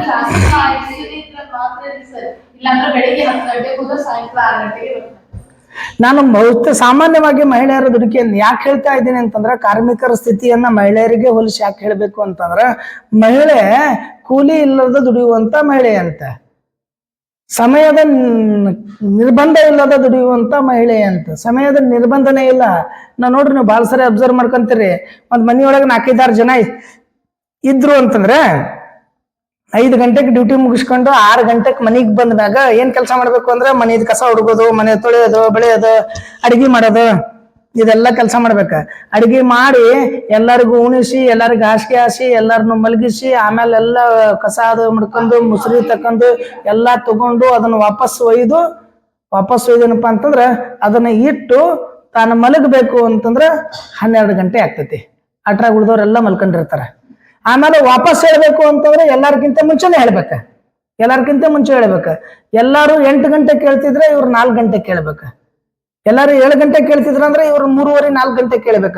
3:30-4 ಗಂಟೆ ಕೆದ್ದು ಎಲ್ಲಾ ಕೆಲಸಗಳನ್ನ ಮಾಡ್ಕೊಂತ ಇರ್ಬೇಕು. ಮತ್ತೆ ತಾನು ದುಡಿಯುವಂತ ಟೈಮ್ ಆದಾಗ ಹೊರಗೆ ದುಡಿಯಕ್ ಹೋಗ್ಬೇಕಲ್ಲ, ದುಡಿಯುವಂತ ಟೈಮ್ ಆದಾಗ ಮತ್ತೆ ರೆಡಿಯಾಗಿ ದುಡಿಯಕ್ ಹೋಗ್ಬೇಕ. ಮತ್ತೆ ಅಂದ್ರೆ ಇಲ್ಲಿ ನಿಗದಿತ ಇಲ್ಲ. ಮತ್ತೆ ನಡುವ ರಾತ್ರಿ ಯಾರು ಎಬ್ಬಸಿ ಅದು ಬೇಕು ಇದು ಬೇಕಂದ್ರೆ ಮತ್ತೆ ವಾಪಸ್ ಕೊಡ್ಬೇಕ. ಅಂದ್ರೆ ನಿರಂತರವಾಗಿ ದುಡಿಯೋದು. ಯಾವುದೇ ಕಲ್ಯಾಣದ್ದಾಗ್ಲಿ, ಯಾವುದೇ ಹ್ಯುಮ್ಯಾನಿಟಿದಾಗ್ಲಿ, ಯಾವ ಯೋಜನೆಗಳು ಅಲ್ಲಿ ದುಡಿಯುವಂತ ಹೆಣ್ಮಗಳಿಗೆ, ಮನೆಯಲ್ಲಿ ದುಡಿಯುವಂತ ಹೆಣ್ಮಗಳಿಗೆ, ಹೊರಗೆ ದುಡಿಯುವಂತ ಹೆಣ್ಮಗಳಿಗಿಲ್ಲ. ಕಾರ್ಮಿಕರ ಸ್ಥಿತಿನೂ ಹಂಗೆ ಆಗಿತ್ತು ಆರಂಭದಲ್ಲಿ. ಅದಕ್ಕೆ ಕಾರ್ಮಿಕ ಕಲ್ಯಾಣ ಸಂಸ್ಥೆಗಳು ಅಂತ ಆಗಿದ್ದು. ಅಂತಾರಾಷ್ಟ್ರೀಯ ಕಾರ್ಮಿಕ ಸಂಸ್ಥೆ ಹುಟ್ಟುಬಂದಿದ್ದು ಯಾಕೆ ಅಂತಂದ್ರೆ, 24 ತಾಸು ದುಡಿಯಾಕ ಚಾಲು ಮಾಡಿದ್ರೆ ಹಂಗೆ ಗಾಣದ ಎತ್ತದಂಗೆ ದುಡಿಯೋದು. ಅದಕ್ಕೇನು ಟೈಮ್ ಟೇಬಲ್ ಏನೂ ಇಲ್ಲ ಅಂತ. ಮತ್ತೆ ಎಷ್ಟು ದುಡಿತಾರೋ ಅಷ್ಟು ವೇತನ ಇಲ್ಲ ಅಂತ. ಎಷ್ಟು ದುಡಿತಾರೋ ಅಷ್ಟಿಲ್ಲ. ನೀವು ಬೇಕಾದಷ್ಟು ದುಡ್ರಿ, ಕೊಡೋಷ್ಟು ಕೂಲಿ ಕೊಡೋದು ಅಂತ. ಹಳ್ಳಿ ಒಳಗಿಂದ ಗೊತ್ತಾಗ್ತದೆ. ಹಳ್ಳಿ ಒಳಗೆ ಜಿತ್ತಕ್ಕಂತ ಇಟ್ಕೊಂತಿದ್ರು. ಮೊದಲ ಜಿತ್ತಕ್ಕೆ ಯಾರು ಹೋಗಿರ್ತಿದ್ರು ಅಂದ್ರೆ, ಯಾರಿಗೆ ತಮ್ಮ ಮಕ್ಕಳನ್ನ ಸಾಕುವ ಶಕ್ತಿ ಇರೋದಿಲ್ಲೋ ಅವರು ತಮ್ಮ ಮಕ್ಕಳನ್ನ ಮತ್ತೊಬ್ಬರ ಮನೆಯಾಗ ಜಿತ್ತಕ್ಕೆ ಇಡ್ತಿದ್ರು. ಕಂಡೀಷನ್ಸ್ ಅಂದ್ರೆ, ನಮಗೇನು ಹೊಟ್ಟಿಗೆ 1 ಹೊತ್ತು ಊಟ ಹಾಕಕ್ ಆಗೋದಿಲ್ಲ, ಏನಾಗಂಗಿಲ್ಲ, 1 ಹೊತ್ತಿಂದು ಊಟನೂ ನಮ್ಮ ಮಕ್ಕಳಿಗೆ ಹಾಕಕ್ ಆಗೋದಿಲ್ಲ ಅನ್ನುವಂಥವ್ರು ಹೋಗಿ ಶ್ರೀಮಂತರ ಮನೆಯೊಳಗೆ ಜಿತ್ತಕ್ಕೆ ಇಡ್ತಿದ್ರು. ಕಂಡೀಷನ್ ಏನು? ಅವಂಗ 1 ಹೊತ್ತಿನ ಊಟ ಕೊಡ್ರಿ, 1 ಹೊತ್ತಿನ ಊಟ ಕೊಟ್ಟು ಸಾಕಿಸ್ಕೊಡ್ರಿ, ಸಾಕು, ಏನು ಬೇಡ ಅಂತ. ಅದು ಬದಲಾಕೊಂತ ಹೋಯ್ತು. ಒಂದಿಷ್ಟು ವರ್ಷ ಆದ್ಮೇಲೆ ಬದಲಾಗಿರತ್ತಂದ್ರ 2 ಹೊತ್ತಿಂದ ಊಟ ಕೊಡ್ರಿ ಅಂತ ಬಂತ. 2 ಹೊತ್ತಿಂದ ಊಟ ಕೊಟ್ರ ಸಾಕಂತ. ಅದು ಬದಲಾಕೊಂಡ್ ಹೋಯ್ತು. ಒಂದಿಷ್ಟು ಹೋದ್ಮೇಲೆ 2 ಹೊತ್ತಿಂದ ಆದ್ಮೇಲೆ 3 ಹೊತ್ತಿಂದ, 1 ಬೆಳಗ್ಗೆ ನಾಷ್ಟ ನ್ಯಾರಿ, 2 ಹೊತ್ತಿಂದ ಊಟ ಕೊಡ್ರಿ ಅಂತ ಬಂತ. ಅದು ಬದಲಾತ. 1 ನ್ಯಾರಿ, 2 ಊಟ, ವರ್ಷಕ್ಕೊಂದ್ ಜೊತೆ ಚಪ್ಲಿ, ವರ್ಷಕ್ಕೊಂದ್ ಜೊತೆ ಬಟ್ಟಿ ಅಂತ ಬಂತ. ಅದು ಬದಲಾಯ್ತು. ನಮ್ಗೆ ವಯಸ್ಸಾದವ, ನಮ್ಮನ್ನ ನೋಡ್ಕೊಳ್ಳೋರು ಯಾರು ಇಲ್ಲ. ಅದಕ್ಕೇನಪ್ಪಾ ಅಂದ್ರ ಊಟ, ಹೊಟ್ಟಿ, ಬಟ್ಟಿ ಎಲ್ಲ ಕೊಟ್ಟು ವರ್ಷಕ್ಕೊಂದಿಷ್ಟು ನಮಗ್ ಕಾಳು ಕಡಿ ಕೊಡ್ರಿ ಅಂತ ಬಂತ. ಹಂಗ ಬದಲಾಕೊಂತ ಅಂದ್ರ ವರ್ಷಕ್ಕೆ ಇಂದಿಷ್ಟು ನಿಗದಿ ಮಾಡ್ಬೇಕು ಅಂತ ಬಂತ. ಆಮೇಲೆ ಒಂದಿಷ್ಟು ಬದಲಾಕೊಂತ ಬೆಳಗ್ಗೆಯಿಂದ ಸಾಯಂಕಾಲ ತನಕ ಮಾಡ್ತೀವಿ, ವರ್ಷಕ್ಕೆ ಇಷ್ಟು ಕೊಡ್ಬೇಕು ನೋಡ್ರಿ ಅಂತ ಬಂತ. ಅಂದ್ರೆ ಜೀತದಾಳ ಒಳಗೂ ವ್ಯತ್ಯಾಸಗಳು ಬರ್ಕೊಂತ ಬಂತು. ಇದೆಲ್ಲ ಕೊಟ್ಟಿದ್ದು ಯಾವುದು ಅಂದ್ರೆ ಅಂತಾರಾಷ್ಟ್ರೀಯ ಕಾರ್ಮಿಕ ಸಂಸ್ಥೆಗಳು. ಅಲ್ಲೆಲ್ಲಿ ಬದಲಾಕೊಂತ ಬಂದು ಸಮಯ ನಿಗದಿ ಮಾಡಿದ್ರೆ ಎಷ್ಟು ವರ್ಷ ಎಷ್ಟು ಅವರ್ಸ್ ದುಡಿಬೇಕು ಅಂತ. 8 ತಾಸು ದುಡಿಬೇಕು, 8 ತಾಸಿಗಿಂತ ಹೆಚ್ಚಿಗೆ ದುಡಿಯೋಂಗಿಲ್ಲ. 8 ತಾಸಿಗಿಂತ ಹೆಚ್ಚಿಗೆ ದುಡಿದ್ರೆ ಅದನ್ನ ಸೆಕೆಂಡ್ ಟರ್ಮ್ ಅಂತ ಮಾಡ್ಕೊಳ್ಬೇಕು, 2ನೇ ಅವಧಿಯ ಕಾರ್ಯ ಅಂತ ಪರಿಗಣಿಸಬೇಕು ಅಂತ ಮಾಡ್ಕೊಂಡ್ರೆ. ಮಹಿಳೆಯರಿಗೆ ಮತ್ತು ಪುರುಷರಿಗೆ ಇವತ್ತು ಕೂಲಿಗೆ ತಾರತಮ್ಯಗಳದ ಅದನ್ನ ಸರಿದೂಗಿಸುವಂತ ಕೆಲಸ ಮಾಡ್ಕಂತ ಬಾಲ ಕಾರ್ಮಿಕರು ದುಡಿಲಾರ್ದಂಗ ನೋಡ್ಕೊಳ್ತ ಕಾರ್ಖಾನೆಗಳೊಳಗ ಇನ್ಶೂರೆನ್ಸ್ಗಳನ್ನ ಏನಾದ್ರೂ ಅಹಿತಕರ ಘಟನೆ ನಡೆದು ಅಂತಂದ್ರ ಅಂತ ಕುಟುಂಬಕ್ಕೆ ಏನಪ್ಪಾ ಅಂದ್ರ ಸಹಾಯಧನ ಕೊಡುವಂತ ಇನ್ಶೂರೆನ್ಸ್ ಸಿಸ್ಟಮ್ ಅನ್ನ ಅಂತಾರಾಷ್ಟ್ರೀಯ ಕಾರ್ಮಿಕ ಸಂಸ್ಥೆ ತಂತು. ಇದು ಅಂತಾರಾಷ್ಟ್ರೀಯ ಕಾರ್ಮಿಕ ಸಂಸ್ಥೆ ಮಾಡ್ತಕ್ಕಂಥ ಕೆಲಸ ಇತ್ತು. ಜಗತ್ತಿನಲ್ಲಿರ್ತಕ್ಕಂಥ ಎಲ್ಲ ಕಾರ್ಮಿಕರ ಕಲ್ಯಾಣಕ್ಕಾಗಿ ಶಾಸನಗಳನ್ನ ತರೋದು ಅಂತಾರಾಷ್ಟ್ರೀಯ ಕಾರ್ಮಿಕ ಸಂಸ್ಥೆ ಕೆಲಸ. ಎಲ್ಲರಿಗೂ ಒಂದೇ ಕಾನೂನು, ಯಾರ್ಯಾಕರ್ಲಕ ಅಂತಾರಾಷ್ಟ್ರೀಯ ಮಟ್ಟದ ಎಲ್ಲ ಕಾರ್ಮಿಕರಿಗೆ ಕಲ್ಯಾಣ ಮಾಡುವಂತಹ ಶಾಸನಗಳನ್ನ ಜಾರಿಗೆ ತರೋದು ಮತ್ತು ಅದನ್ನ ಪಾಲಿಸೋದು ಅಂತಾರಾಷ್ಟ್ರೀಯ ಕಾರ್ಮಿಕ ಸಂಸ್ಥೆಯ ಕೆಲಸ ಆಗಿತ್ತು. ಇನ್ನು ಕಾರ್ಮಿಕರ ಸ್ಥಿತಿಗತಿಗಳ ಬಗ್ಗೆ ಏನಪ್ಪಾ ಅಂದ್ರ ಅಧ್ಯಯನ ಮಾಡೋದು. ಅವ್ರು ಹೆಂಗದಾರ ಅನ್ನೋದು ಬೇಕಲ್ಲ, ಕೆಲಸ ಮಾಡ್ತಾರೋ ಇಲ್ಲೋ, ಅವ್ರ ಸಮಸ್ಯೆಗಳು ಏನದಾವ, ಫ್ಯಾಕ್ಟ್ರಿದೊಳಗೆ ಏನದಾವ, ಹೊಲದೊಳಗೆ ಏನದಾವ, ಯಾವ್ಯಾವ ಕ್ಷೇತ್ರದೊಳಗೆ ಅದಾವ ಅನ್ನೋದನ್ನ ನೋಡ್ಬೇಕಲ್ಲ, ಅದನ್ನ ಅಧ್ಯಯನ ಮಾಡೋದು ಅಂತ. ಕಾರ್ಮಿಕರ ಸ್ಥಿತಿಗತಿಗಳ ಬಗ್ಗೆ ಅಧ್ಯಯನ ಮಾಡೋದು ಕಾರ್ಮಿಕ ಸಂಸ್ಥೆಯ ಕೆಲಸ ಆಗಿತ್ತು ಅಂತ ಇವತ್ತಿಗೂ ಮಾಡ್ತಾರೆ. ಕೂಲಿ ಮಾಡುವ ಮಹಿಳೆಯರ ಸ್ಥಿತಿಗತಿಗಳು ಅಂತ, ಕಾರ್ಖಾನೆಗಳಲ್ಲಿ ಕೆಲಸ ಮಾಡುವ ಮಹಿಳೆಯರ ಸ್ಥಿತಿಗತಿಗಳು ಅಂತ, ಗಾರ್ಮೆಂಟ್ಸ್ಗಳಲ್ಲಿ ಕೆಲಸ ಮಾಡುವ ಮಹಿಳೆಯರ ಸ್ಥಿತಿಗತಿಗಳು ಅಂತ ಅದೇನ ಸಪ್ರೇಟ್ ಆಗಿ ಸ್ಟಡಿ. ಅಲ್ಲಿ ಏನು ತೊಂದರೆ ಅನುಭವಿಸ್ತಾರೋ ಅಲ್ಲಿ ಶಿಕ್ಷಕರಾಗಿ ಅನುಭವಿಸೋದಿಲ್ಲ, ಕಾರ್ಖಾನೆಯಲ್ಲಿ ಅನುಭವಿಸೋದು ಬಟ್ಟೆ ಅಂಗಡಿ ಒಳಗೆ ಅನುಭವಿಸೋದಿಲ್ಲ, ಬಟ್ಟೆ ಅಂಗಡಿಯಲ್ಲಿ ಅನುಭವಿಸೋದು ಬಟ್ಟೆ ಫ್ಯಾಕ್ಟ್ರಿ ಒಳಗೆ ಅನುಭವಿಸೋದಿಲ್ಲ. ಅಂದ್ರೆ ಅವರ ಸ್ಥಿತಿಗತಿ ಬೇರೆ ಬೇರೆ ಆಗಿರ್ತೈತಿ. ಅದನ್ನ ಅಧ್ಯಯನ ಮಾಡಬೇಕು, ಅದನ್ನ ಅಧ್ಯಯನ ಮಾಡಿ ವರದಿ ಸಲ್ಲಿಸಬೇಕು ಮತ್ತು ಅದಕ್ಕೆ ಪರಿಹಾರವನ್ನ ಹುಡುಕೋದು ಅಂತಾರಾಷ್ಟ್ರೀಯ ಕಾರ್ಮಿಕ ಸಂಸ್ಥೆಯ ಕೆಲಸ ಆಗಿತ್ತು. ಅದ್ರ ಜೊತೆ ಬಾಲ ಕಾರ್ಮಿಕರನ್ನ ನೇಮಕ ಮಾಡ್ಕೊಳ್ಳೋದೇನಿದೆಲ್ಲ ಅದನ್ನ ಸಂಪೂರ್ಣವಾಗಿ ತಡೆಗಟ್ಟೋದು ಅಂತಾರಾಷ್ಟ್ರೀಯ ಕಾರ್ಮಿಕ ಸಂಸ್ಥೆಯ ಕೆಲಸ ಆಗಿತ್ತು. ಅದೇ ರೀತಿ ಒಳಗೆ ಅಂತಾರಾಷ್ಟ್ರೀಯ ಕಾರ್ಮಿಕ ಸಂಸ್ಥೆ ಕೆಲಸ ಮಾಡ್ಕೊಂತ ಹೋಯ್ತು. ಇನ್ನು ಇದ್ರ ಜೊತೆ ಇನ್ನೊಂದು ಮುಖ್ಯವಾಗಿರ್ತಕ್ಕಂಥ ಉಪ ಅಂಗ ಅಂತಂದ್ರೆ ಮ್ಯಾಂಡೇಟರಿ ವ್ಯವಸ್ಥೆ ಅಂತೇಳಿ. ಇನ್ನದು ಮೂರನೇದು ಮ್ಯಾಂಡೇಟರಿ ವ್ಯವಸ್ಥೆ. ಈ ಮ್ಯಾಂಡೇಟರಿ ವ್ಯವಸ್ಥೆ ಅಂತಂದ್ರೆ ಏನು ಅಂತಂದ್ರೆ, ಮೊದಲನೇ ಮಹಾಯುದ್ಧ ಏನಾಗಿತ್ತು, ಮೊದಲನೇ ಮಹಾಯುದ್ಧದಲ್ಲಿ ಭಾಗವಹಿಸಿ ಸೋತಿರ್ತಕ್ಕಂಥ ರಾಷ್ಟ್ರಗಳ ಭೂ ಪ್ರದೇಶಗಳನ್ನ ಯಾವುವು ಸಮಸ್ಯೆಯಿಂದ ಬಳಲ್ತಾವೋ, ಯಾವುವು ಗಡಿ ಸಮಸ್ಯೆಗಳಾಗಿದ್ದು, ಯಾವುವು ಇಂಪಾರ್ಟೆಂಟ್ ಆಗಿದ್ದು, ಯಾವ ಪ್ರಮುಖವಾಗಿರ್ತಕ್ಕಂಥ ಪ್ರದೇಶಗಳಾಗಿದ್ದು ಆ ಪ್ರದೇಶಗಳನ್ನ ಕಸ್ಕೊಳ್ಳೋದು ಗೆದ್ದಂತ ರಾಷ್ಟ್ರಗಳ ಅಧೀನದೊಳಗ, ಅವರ ಪರಿಧಿ ಒಳಗ, ಅವರ ಉಸ್ತುವಾರಿ ಒಳಗೆ ಇಡೋದಕ್ಕ ಮ್ಯಾಂಡೇಟರಿ ವ್ಯವಸ್ಥೆ ಅಂತ ಕರಿತಾ ಇದ್ರು. ಏನು, ಮೊದಲನೇ ಮಹಾಯುದ್ಧದಲ್ಲಿ ಸೋತಿರ್ತಕ್ಕಂಥ ರಾಷ್ಟ್ರಗಳ ಪ್ರದೇಶಗಳು ಯಾವ ಮುಖ್ಯವೂ ಅದಾವ, ಯಾವ ಆದಾಯ ಹೆಚ್ಚು ಬರ್ತಾವ, ಯಾವುದರಿಂದ ಅವರು ಬಲಿಷ್ಠ ಅಂತ ಅನ್ಕೊಳ್ತಿದ್ರು ಆ ಪ್ರದೇಶಗಳನ್ನ ಗೆದ್ದಂತಹ ರಾಷ್ಟ್ರಗಳ ಹತೋಟಿಗೆ ಇಟ್ಟುಕೊಳ್ಳೋದನ್ನ ಮ್ಯಾಂಡೇಟರಿ ವ್ಯವಸ್ಥೆ ಅಂತ ಕರೀತಾರೆ. ಅದರ ಉಸ್ತುವಾರಿ ಒಳಗೆ ಇಟ್ಟುಕೊಳ್ಳೋದು. ಜರ್ಮನಿ ಮತ್ತು ಟರ್ಕಿಗಳಿಂದ ಏನಪ್ಪಾ ಅಂದ್ರೆ ಒಂದಿಷ್ಟು ಪ್ರದೇಶಗಳನ್ನ ಪಡ್ಕೊಳ್ತಾರ. ಆ ಪ್ರದೇಶಗಳನ್ನ ಏನಪ್ಪಾ ಅಂತಂದ್ರೆ ಆಡಳಿತ ನೋಡ್ಕೊಳ್ಳೋದು ರಾಷ್ಟ್ರ ಸಂಘದ ಉಸ್ತುವಾರಿಯಲ್ಲಿ ಬಿಟ್ಟು ಬಿಡ್ತಾರೆ, ಜರ್ಮನಿದು ಮತ್ತು ಅದ್ರ ಜೊತೆ ಟರ್ಕಿದು. ಅದಕ್ಕೆ ಮ್ಯಾಂಡೇಟರಿ ವ್ಯವಸ್ಥೆ ಅಂತ ಕರ್ಕೊಂಡು ಹೋಗ್ತಾರೆ. ಮ್ಯಾಂಡೇಟರಿ ವ್ಯವಸ್ಥೆ ಅಂತಂದ್ರೆ ಅದು ನೇರವಾಗಿ ಆ ಪ್ರದೇಶದ ರಾಜ್ಯದ ಅಧೀನದಲ್ಲಿ ಇರೋದಿಲ್ಲ. ಅದರ ಎಲ್ಲ ಆಗು ಹೋಗು ಅದರ ಉಸ್ತುವಾರಿ ನೋಡ್ಕೊಳ್ಳೋದು ಗೆದ್ದಂತ ರಾಷ್ಟ್ರ ಮತ್ತು ರಾಷ್ಟ್ರ ಸಂಘ ಅಂತ ಅದಕ್ಕೆ ನೋಡ್ಕೊಳ್ತಿತ್ತು ಅಂತ. ನಾವು ದತ್ತು ತಗೊಳ್ಳೋದು ಅಂತ ಕರ್ಕೊಂತೀವಿ. ದತ್ತು ತಗೊಂಡ ಮೇಲೆ ಅದರದೆಲ್ಲ ಆಗು ಹೋಗು ಅದರದೆಲ್ಲ ಜವಾಬ್ದಾರಿ ಯಾರು ದತ್ತು ತಗೊಂಡಿರ್ತಾರಲ್ಲ ಅವ್ರದ. ನೀವು ಮಕ್ಕಳನ್ನರೇ ತಗೊಳ್ರಿ, ಭೂಮಿನರೇ ತಗೊಳ್ರಿ, ಊರರೇ ತಗೊಳ್ರಿ, ರಾಜ್ಯರೇ ತಗೊಳ್ರಿ, ಏನಾರ ದತ್ತು ಅಂತ ತಗೊಳ್ರಿ. ನಾವು ಈಗ ಸದ್ಯಕ್ಕೆ ನಮ್ಮಲ್ಲಿ ದತ್ತು ಗ್ರಾಮ ಅನ್ನೋ ಕಾನ್ಸೆಪ್ಟ್ ಬಹಳಷ್ಟು ಜನರಿಗೆ ಐತಿ. ಮಕ್ಕಳನ್ನ ದತ್ತು ತಗೊಳ್ಳುವಂತ ಕಾನ್ಸೆಪ್ಟ್ಗಳು ಬಹಳಷ್ಟು ಅದಾವ. ಆ ದತ್ತು ತಗೊಂಡು ಅಂದ್ರೆ ಮುಗಿದೋಯ್ತು, ತಂದೆ ತಾಯಿ ಜವಾಬ್ದಾರಿ ಇರೋದೇ ಇಲ್ಲ. ಯಾರು ದತ್ತು ತಗೊಳ್ತಿರ್ತಾರಲ್ಲ ಅವ್ರ ಜವಾಬ್ದಾರಿನೇ ಅದನ್ನೇ ಬೆಳೆಸೋದು. ಹಾಗೆ ಇವರು ಮ್ಯಾಂಡೇಟರಿಗೆ ಒಳಪಟ್ಟಿರ್ತಕ್ಕಂಥದ್ದು ಅದರ ಆಗು ಹೋಗುಗಳನ್ನ ನೋಡ್ಕೊಳ್ಳುವಂತ ಒಂದು ಸಂಸ್ಥೆ ಮ್ಯಾಂಡೇಟರಿ ಸಂಸ್ಥೆ ಅಂತಿತ್ತು. ಇದು ಅಂತಾರಾಷ್ಟ್ರೀಯ ರಾಷ್ಟ್ರ ಸಂಘದ ಉಪ ಅಂಗ ಅಂತ ಕೆಲಸ ಮಾಡ್ತಾ ಇತ್ತು. ಇನ್ನೊಂದು ನಾಲ್ಕನೇ ಅಂಗ ತಾಂತ್ರಿಕ ಸಂಸ್ಥೆ ಅಂತ ಇತ್ತು. ತಾಂತ್ರಿಕ ಸಂಸ್ಥೆಗಳ ಮೇಲ್ವಿಚಾರಣೆ ಮಾಡ್ತಕ್ಕಂಥ ಒಂದು ಸಂಸ್ಥೆ ಅಂತ ಕರಿತೀವಿ. ನಾಲ್ಕನೇದ್ದು ತಾಂತ್ರಿಕ ಸಂಸ್ಥೆಗಳು. ತಾಂತ್ರಿಕ ಅಂತಂದ್ರೆ ಏನು ಅಂತಂದ್ರೆ ಆರ್ಥಿಕ ಸ್ಥಿತಿಯನ್ನ ಅಧ್ಯಯನ ಮಾಡೋದು, ಅದರದ್ದು ಕುರಿತಾಗಿರ್ತಕ್ಕಂಥದ್ದು ಮತ್ತು ಹಣಕಾಸು ವ್ಯವಹಾರಗಳ ಬಗ್ಗೆ ಇರೋದು, ಸಾರಿಗೆ ಬಗ್ಗೆ, ಸಂಪರ್ಕಗಳ ಬಗ್ಗೆ, ಆರೋಗ್ಯದ ಬಗ್ಗೆ, ಇವೆಲ್ಲ ತಾಂತ್ರಿಕ ಸಂಸ್ಥೆಗಳು ಅಂತ ಕರಿತೀವಿ ನಾವು. ಅಲ್ಲೇನದ ಸಂಪತ್ತಿರಬೇಕು, ಹಣಕಾಸಿನ ವ್ಯವಹಾರಗಳಿರಬೇಕು, ಸಾರಿಗೆ ಸಂಪರ್ಕ ಇರಬೇಕು, ಆರೋಗ್ಯ, ಇವೆಲ್ಲ ತಾಂತ್ರಿಕ ಸಂಸ್ಥೆಯಲ್ಲಿ ಬರ್ತಕ್ಕಂಥವು ಅಂತ. ಆ ತಾಂತ್ರಿಕ ಸಂಸ್ಥೆಯಲ್ಲಿ ಬಹಳ ಮುಖ್ಯ ಅಂತಂದ್ರೆ ಆರ್ಥಿಕ ಮತ್ತು ಹಣಕಾಸು ಅಂತ. ಯಾಕೆ ಆರ್ಥಿಕ ಮತ್ತು ಹಣಕಾಸು ತಾಂತ್ರಿಕ ಸಂಸ್ಥೆ ಒಳಗೆ ಬರ್ತೈತಿ, ಅಷ್ಟು ಮಾನ್ಯತೆ ಪಡ್ಕೊಳ್ತೈತಿ ಅಂತಂದ್ರೆ, ಮೊದಲನೇ ಮಹಾಯುದ್ಧ ಏನಾಗಿತ್ತಲ್ಲ, ಮೊದಲನೇ ಮಹಾಯುದ್ಧದಲ್ಲಿ ಸಾಕಷ್ಟು ಸಾವು ನೋವುಗಳಾಗಿದ್ದು, ಸಾಕಷ್ಟು ಸಂಪತ್ತು ವ್ಯಯ ಆಗಿತ್ತು, ಭೂಮಿ ನಾಶ ಆಗಿತ್ತು, ಪ್ರದೇಶ ನಾಶ ಆಗಿತ್ತು, ಬೆಳೆಗಳ ನಾಶ ಆಗಿದ್ದು, ಅದಕ್ಕೆ ಆರ್ಥಿಕ ಮುಗ್ಗಟ್ಟು ಸಂಭವಿಸಿತ್ತು. ಆ ಆರ್ಥಿಕ ಮುಗ್ಗಟ್ಟು, ಆ ಆರ್ಥಿಕ ದಿವಾಳಿತನವನ್ನ ಹೋಗಲಾಡಿಸೋದ್ರ ಸಲುವಾಗಿ ಒಂದು ಅಂತಾರಾಷ್ಟ್ರೀಯ ಆರ್ಥಿಕ ಹಣಕಾಸು ಸಂಸ್ಥೆ ಅಂತ ಮಾಡ್ಕೊಂಡ್ರು. ಅದು ಆರ್ಥಿಕವಾಗಿ ಮತ್ತು ಹಣಕಾಸಿನ ರೀತಿಯಲ್ಲಿ ಯಾವ್ಯಾವ ರಾಷ್ಟ್ರಕ್ಕೆ ಏನೇನು ನೆರವು ಕೊಡಬೇಕು ಅನ್ನೋದನ್ನು ನಿರ್ಧರಿಸ್ತದೆ ಅಂತ. ಈ ರಾಷ್ಟ್ರದವ್ರಿಗೆ ದುಡ್ಡಿಲ್ಲ, ಅದು ಕೊಡ್ಬೇಕಂತ. ಅದಕ್ಕೆ ಭಾರತ ಬಹುತೇಕ ಏನಪ್ಪ ಅಂತಂದ್ರೆ ಹೊರದೇಶಗಳಿಂದ ಸಾಲವನ್ನು ಪಡ್ಕೊಳ್ತೈತಿ. ಹೆಂಗೆ ಸಾಲ ಪಡ್ಕೊಳ್ತೈತಿ? ಬಂಗಾರವನ್ನ ಅಡ ಇಟ್ಟು ಸಾಲ ಪಡ್ಕೊಂಡೈತಿ ನಮ್ಮ ದೇಶ. ಬಂಗಾರ ಅಡ ಇಟ್ಟು ಬಹುಶಃ 1 ಲಕ್ಷ 2 ಲಕ್ಷ ಇರ್ಬೇಕೀಗ ಒಂದು ತಲೆಗೆ. ಈಗ ಹುಟ್ಟಿದ ಕೂಸಿಗೆ 1 ಲಕ್ಷ 2 ಲಕ್ಷ ರೂಪಾಯಿ ಸಾಲ ಐತಿ. ಅಂದ್ರೆ ಆರ್ಥಿಕ ನೆರವು ನೀಡೋದು ಅಂತ ನಮ್ಮ ಭಾರತದವ್ರು ನೋಡ್ತಿರ್ತಾರ. ಯಾವ್ದಾದ್ರು ರಾಷ್ಟ್ರಕ್ಕೆ ಏನಾರೇ ಆತು ಅಂತಂದ್ರೆ ನಮ್ಮ ಭಾರತದವ್ರು ಆರ್ಥಿಕ ನೆರವು ನೀಡ್ತಾರೆ. ಹಂಗ ಅಂತಾರಾಷ್ಟ್ರೀಯ ರಾಷ್ಟ್ರಸಂಘ ಅಂತಾರಾಷ್ಟ್ರೀಯ ಸಂಸ್ಥೆಯನ್ನ ಮಾಡ್ಕೊಂಡಾಗ ತಾಂತ್ರಿಕ ಸಂಸ್ಥೆಯಲ್ಲಿರ್ತಕ್ಕಂಥ ಆರ್ಥಿಕ ಮತ್ತು ಹಣಕಾಸು ಸಂಸ್ಥೆ ಯಾವ ರಾಷ್ಟ್ರಕ್ಕೆ ಹಣಕಾಸಿನ ಅಗತ್ಯತೆ ಐತೋ, ಆರ್ಥಿಕ ಸಹಾಯದ ಅಗತ್ಯತೆ ಐತೋ ಅಂತ ರಾಷ್ಟ್ರಗಳಿಗೆ ಆರ್ಥಿಕ ಮತ್ತು ಹಣಕಾಸಿನ ಸಹಾಯ ಮಾಡೋದು ಇದು ಆರ್ಥಿಕ ಮತ್ತು ಹಣಕಾಸು ಇಲಾಖೆಯ ಕೆಲಸ ಆಗಿತ್ತು ಅಂತ. ಇನ್ನೊಂದು ಈ ತಾಂತ್ರಿಕ ಸಂಸ್ಥೆ ಒಳಗೆ ಹಂಗ ಬರ್ತೈತಿ ಸಾರಿಗೆ ಮತ್ತು ಸಂಪರ್ಕ ಅಂತ. ಮೊದಲನೇ ಮಹಾಯುದ್ಧ ಆದ್ಮೇಲೆ ಬಹುತೇಕ ಮಿತ್ರ ರಾಷ್ಟ್ರಗಳಿಗೆ ಯುದ್ಧದಲ್ಲಿ ಭಾಗವಹಿಸಕ್ ಕಾರಣ ಏನು ಅಂತಂದ್ರೆ ಗಡಿ ಸಮಸ್ಯೆಗಳಾಗಿದ್ದು. ಈ ವ್ಯಾಪಾರ ಮಾಡೋದಕ್ಕೆ ಮಾರ್ಗಗಳೇ ಬಹಳ ಮುಖ್ಯವಾಗಿದ್ದು.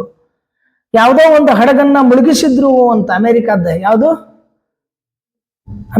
ಹಡಗನ್ನ ಮುಳುಗಿಸಿದ್ರು? ಲುಸಿಟಾನಿಯಾ ಅನ್ನುವಂಥ ಹಡಗನ್ನ ಮುಳುಗಿಸಿದ್ರು. ಲುಸಿಟಾನಿಯಾ ಅನ್ನುವಂಥ ಹಡಗನ್ನ ಮುಳುಗಿಸಿದ್ರಿಂದ, ಯಾಕಂದ್ರೆ ವ್ಯಾಪಾರಕ್ಕಾಗಿ ಬರುವಂತ ಹಡಗದು, ಅಂದ್ರೆ ಆ ಮಾರ್ಗದ ಸಲುವಾಗಿ ಏನಪ್ಪಾ ಅಂದ್ರೆ ಸಾರಿಗೆ ಸಂಪರ್ಕ ಬಹಳ ಮುಖ್ಯ ಆಗಿತ್ತು. ಮೊದಲನೇ ಮಹಾಯುದ್ಧದಲ್ಲಿ ಸೋತಿರ್ತಕ್ಕಂಥ ರಾಷ್ಟ್ರಗಳ ಮಧ್ಯೆ ನಿರಂತರವಾಗಿರ್ತಕ್ಕಂಥ ವಾಣಿಜ್ಯ ಮತ್ತು ವ್ಯಾಪಾರದ ವ್ಯವಹಾರಗಳು ವಹಿವಾಟುಗಳು ನಡೀಲಿ ಅಂತೇಳಿ ಯಾವುದು ಸೋತಿರ್ತಕ್ಕಂಥ ರಾಷ್ಟ್ರಗಳ ಮಧ್ಯೆ ನಡಿಬೇಕು. ಗೆದ್ದಿರ್ತಕ್ಕಂಥ ರಾಷ್ಟ್ರಗಳು ಸೋತಿರ್ತಕ್ಕಂಥ ರಾಷ್ಟ್ರದ ಜೊತೆ ವ್ಯಾಪಾರ ವ್ಯವಹಾರ ನಡೆಸ್ಕೊಳ್ಬೇಕು ಅಂತಂದ್ರೆ ಅಲ್ಲಿ ಸಾರಿಗೆ ಮತ್ತು ಸಂಪರ್ಕದ ಸುಧಾರಣೆಗಳಾಗಬೇಕು. ಆ ಸಾರಿಗೆ ಸಂಪರ್ಕ ಸುಧಾರಣೆ ಆಗೋದ್ರಿಂದ ಆರ್ಥಿಕವಾಗಿ ಸಬಲರಾಗ್ಬೋದು, ವ್ಯಾಪಾರ ವೃದ್ಧಿ ಆಗ್ಬೋದು. ಜನಸಾಮಾನ್ಯರಿಗೆ ಅಥವಾ ಯಾರ ಬೇಡಿಕೆಗಳಿಗದಾವಲ್ಲ ಅವರು ಬೇಡಿಕೆಗೆ ಅನುಗುಣವಾಗಿ ಆ ಸಾರಿಗೆ ಸಂಪರ್ಕದ ಮೂಲಕ ವಸ್ತುಗಳಾಗ್ಲಿ ಆಹಾರಗಳಾಗ್ಲಿ ಒದಗಿಸಬಹುದು. ಅದು ಒಂದು ಸಂಸ್ಥೆಯಾಗಿತ್ತು. ಇನ್ನೊಂದು ತಾಂತ್ರಿಕ ಸಂಸ್ಥೆಯಲ್ಲಿ ಮುಖ್ಯವಾಗಿರೋದು ಅಂತಂದ್ರೆ ಆರೋಗ್ಯ ಸಂಸ್ಥೆ ಅಂತೇಳಿ ಇವತ್ತಿಗೂ ಐತಿ. ವಿಶ್ವ ಆರೋಗ್ಯ ಸಂಸ್ಥೆ ಅಂತ ಕರ್ಕೊಂತೀವಿ. ರಾಷ್ಟ್ರ ಸಂಘದಲ್ಲಿ ಇರ್ತಕ್ಕಂಥದ್ದು ಮತ್ತು ನಂತರ ಅದು UN ದಲ್ಲಿ ಇರ್ತಕ್ಕಂಥದ್ದು ಆರೋಗ್ಯ ಸಂಸ್ಥೆ. ಯಾಕೆ ಆರೋಗ್ಯ ಸಂಸ್ಥೆ ಬೇಕು ಅಂತ ಅನಿಸ್ತು ಅಂತಂದ್ರೆ, ಮೊದಲೇ ಮಹಾಯುದ್ಧ ಆಗಿರ್ತೈತಿ, ಲಕ್ಷಾಂತರ ಜನರು ಸಾವನ್ನ ಅನುಭವಿಸಿರ್ತಾರೆ. ಸತ್ತ ಹೆಣಗಳ ರಾಶಿಗಳು ಬಿದ್ದಿರ್ತಾವ, ಅವು ಕೊಳತು ನಾರ್ತಿರ್ತಾವ, ಹುಳ ಆಗಿರ್ತಾವ. ಅದ್ರ ಜೊತೆ ಏನಪ್ಪಾ ಅಂದ್ರೆ ಲಕ್ಷಾಂತರ ಜನ ಯುದ್ಧದೊಳಗ ತಮ್ಮ ಅಂಗಗಳನ್ನ ಕಳ್ಕೊಂಡಿರ್ತಾರ, ಅವು ಕೊಳತು ನಾರ್ತಿರ್ತಾವ, ರಕ್ತದ ಕೋಳಿ ಹರಿದಂಗೆ ಏನಪ್ಪಾ ಅಂದ್ರೆ ಹರಿತಿರ್ತೈತಿ. ಇದರಿಂದ ಏನಪ್ಪಾ ಅಂದ್ರೆ ವಾತಾವರಣ ಸಂಪೂರ್ಣವಾಗಿ ಕಲುಷಿತ ಆಗಿರ್ತೈತಿ. ಜನರ ಆರೋಗ್ಯದ ಮೇಲೆ ಸಾಕಷ್ಟು ಪ್ರಭಾವ ಬೀರಿರ್ತೈತಿ. ಅನಾರೋಗ್ಯಕ್ಕೆ ಜನರು ತುತ್ತಾಗಿರ್ತಾರೆ. ಅನಾರೋಗ್ಯದಿಂದ ಬಳಲ್ತಕ್ಕಂಥ ಜನರ ಆರೋಗ್ಯ ಸ್ಥಿತಿಯನ್ನ ಸುಧಾರಣೆ ಮಾಡಬೇಕು ಅಂತ ತಿಳ್ಕೊಂಡು, ಸಾವು ನೋವುಗಳಿಂದ ಬಳಲ್ತಕ್ಕಂಥ ಜನರ ಆರೋಗ್ಯ ಸ್ಥಿತಿಯನ್ನ ಸುಧಾರಣೆ ಮಾಡಬೇಕು ಅಂತ ತಿಳ್ಕೊಂಡು, ಹದಗೆಟ್ಟಿರ್ತಕ್ಕಂಥ ಆರೋಗ್ಯದ ಸ್ಥಿತಿಯನ್ನ ವಾತಾವರಣ ಸರಿದೂಗಿಸ್ಬೇಕು ಅಂತ ತಿಳ್ಕೊಂಡು ಅಂತಾರಾಷ್ಟ್ರೀಯ ವಿಶ್ವ ಆರೋಗ್ಯ ಸಂಸ್ಥೆ ಅಂತೇಳಿ ಅಂತಾರಾಷ್ಟ್ರೀಯ ಆರೋಗ್ಯ ಸಂಸ್ಥೆ ಅಂತೇಳಿ ಸ್ಥಾಪನೆ ಮಾಡಿದ್ರು. ಅದರಿಂದ ಏನಪ್ಪಾ ಅಂದ್ರೆ ಇವತ್ತಿಗೂ ಯಾವುದಾದ್ರೂ ರೋಗ ಬಂತು ಅಂದ್ರೆ, ವೈರಸ್ ಬಂತು ಅಂದ್ರೆ ಅದಕ್ಕೊಂದು ಆಂಟಿವೈರಸ್ ಅನ್ನ ಕಂಡು ಹಿಡ್ಕೊಳ್ಳೋಕೆ ಸ್ಟಾರ್ಟ್ ಮಾಡ್ತಾರೆ, ಔಷಧ ಕಂಡು ಹಿಡಿಯಕ್ಕೆ ಸ್ಟಾರ್ಟ್ ಮಾಡ್ತಾರೆ.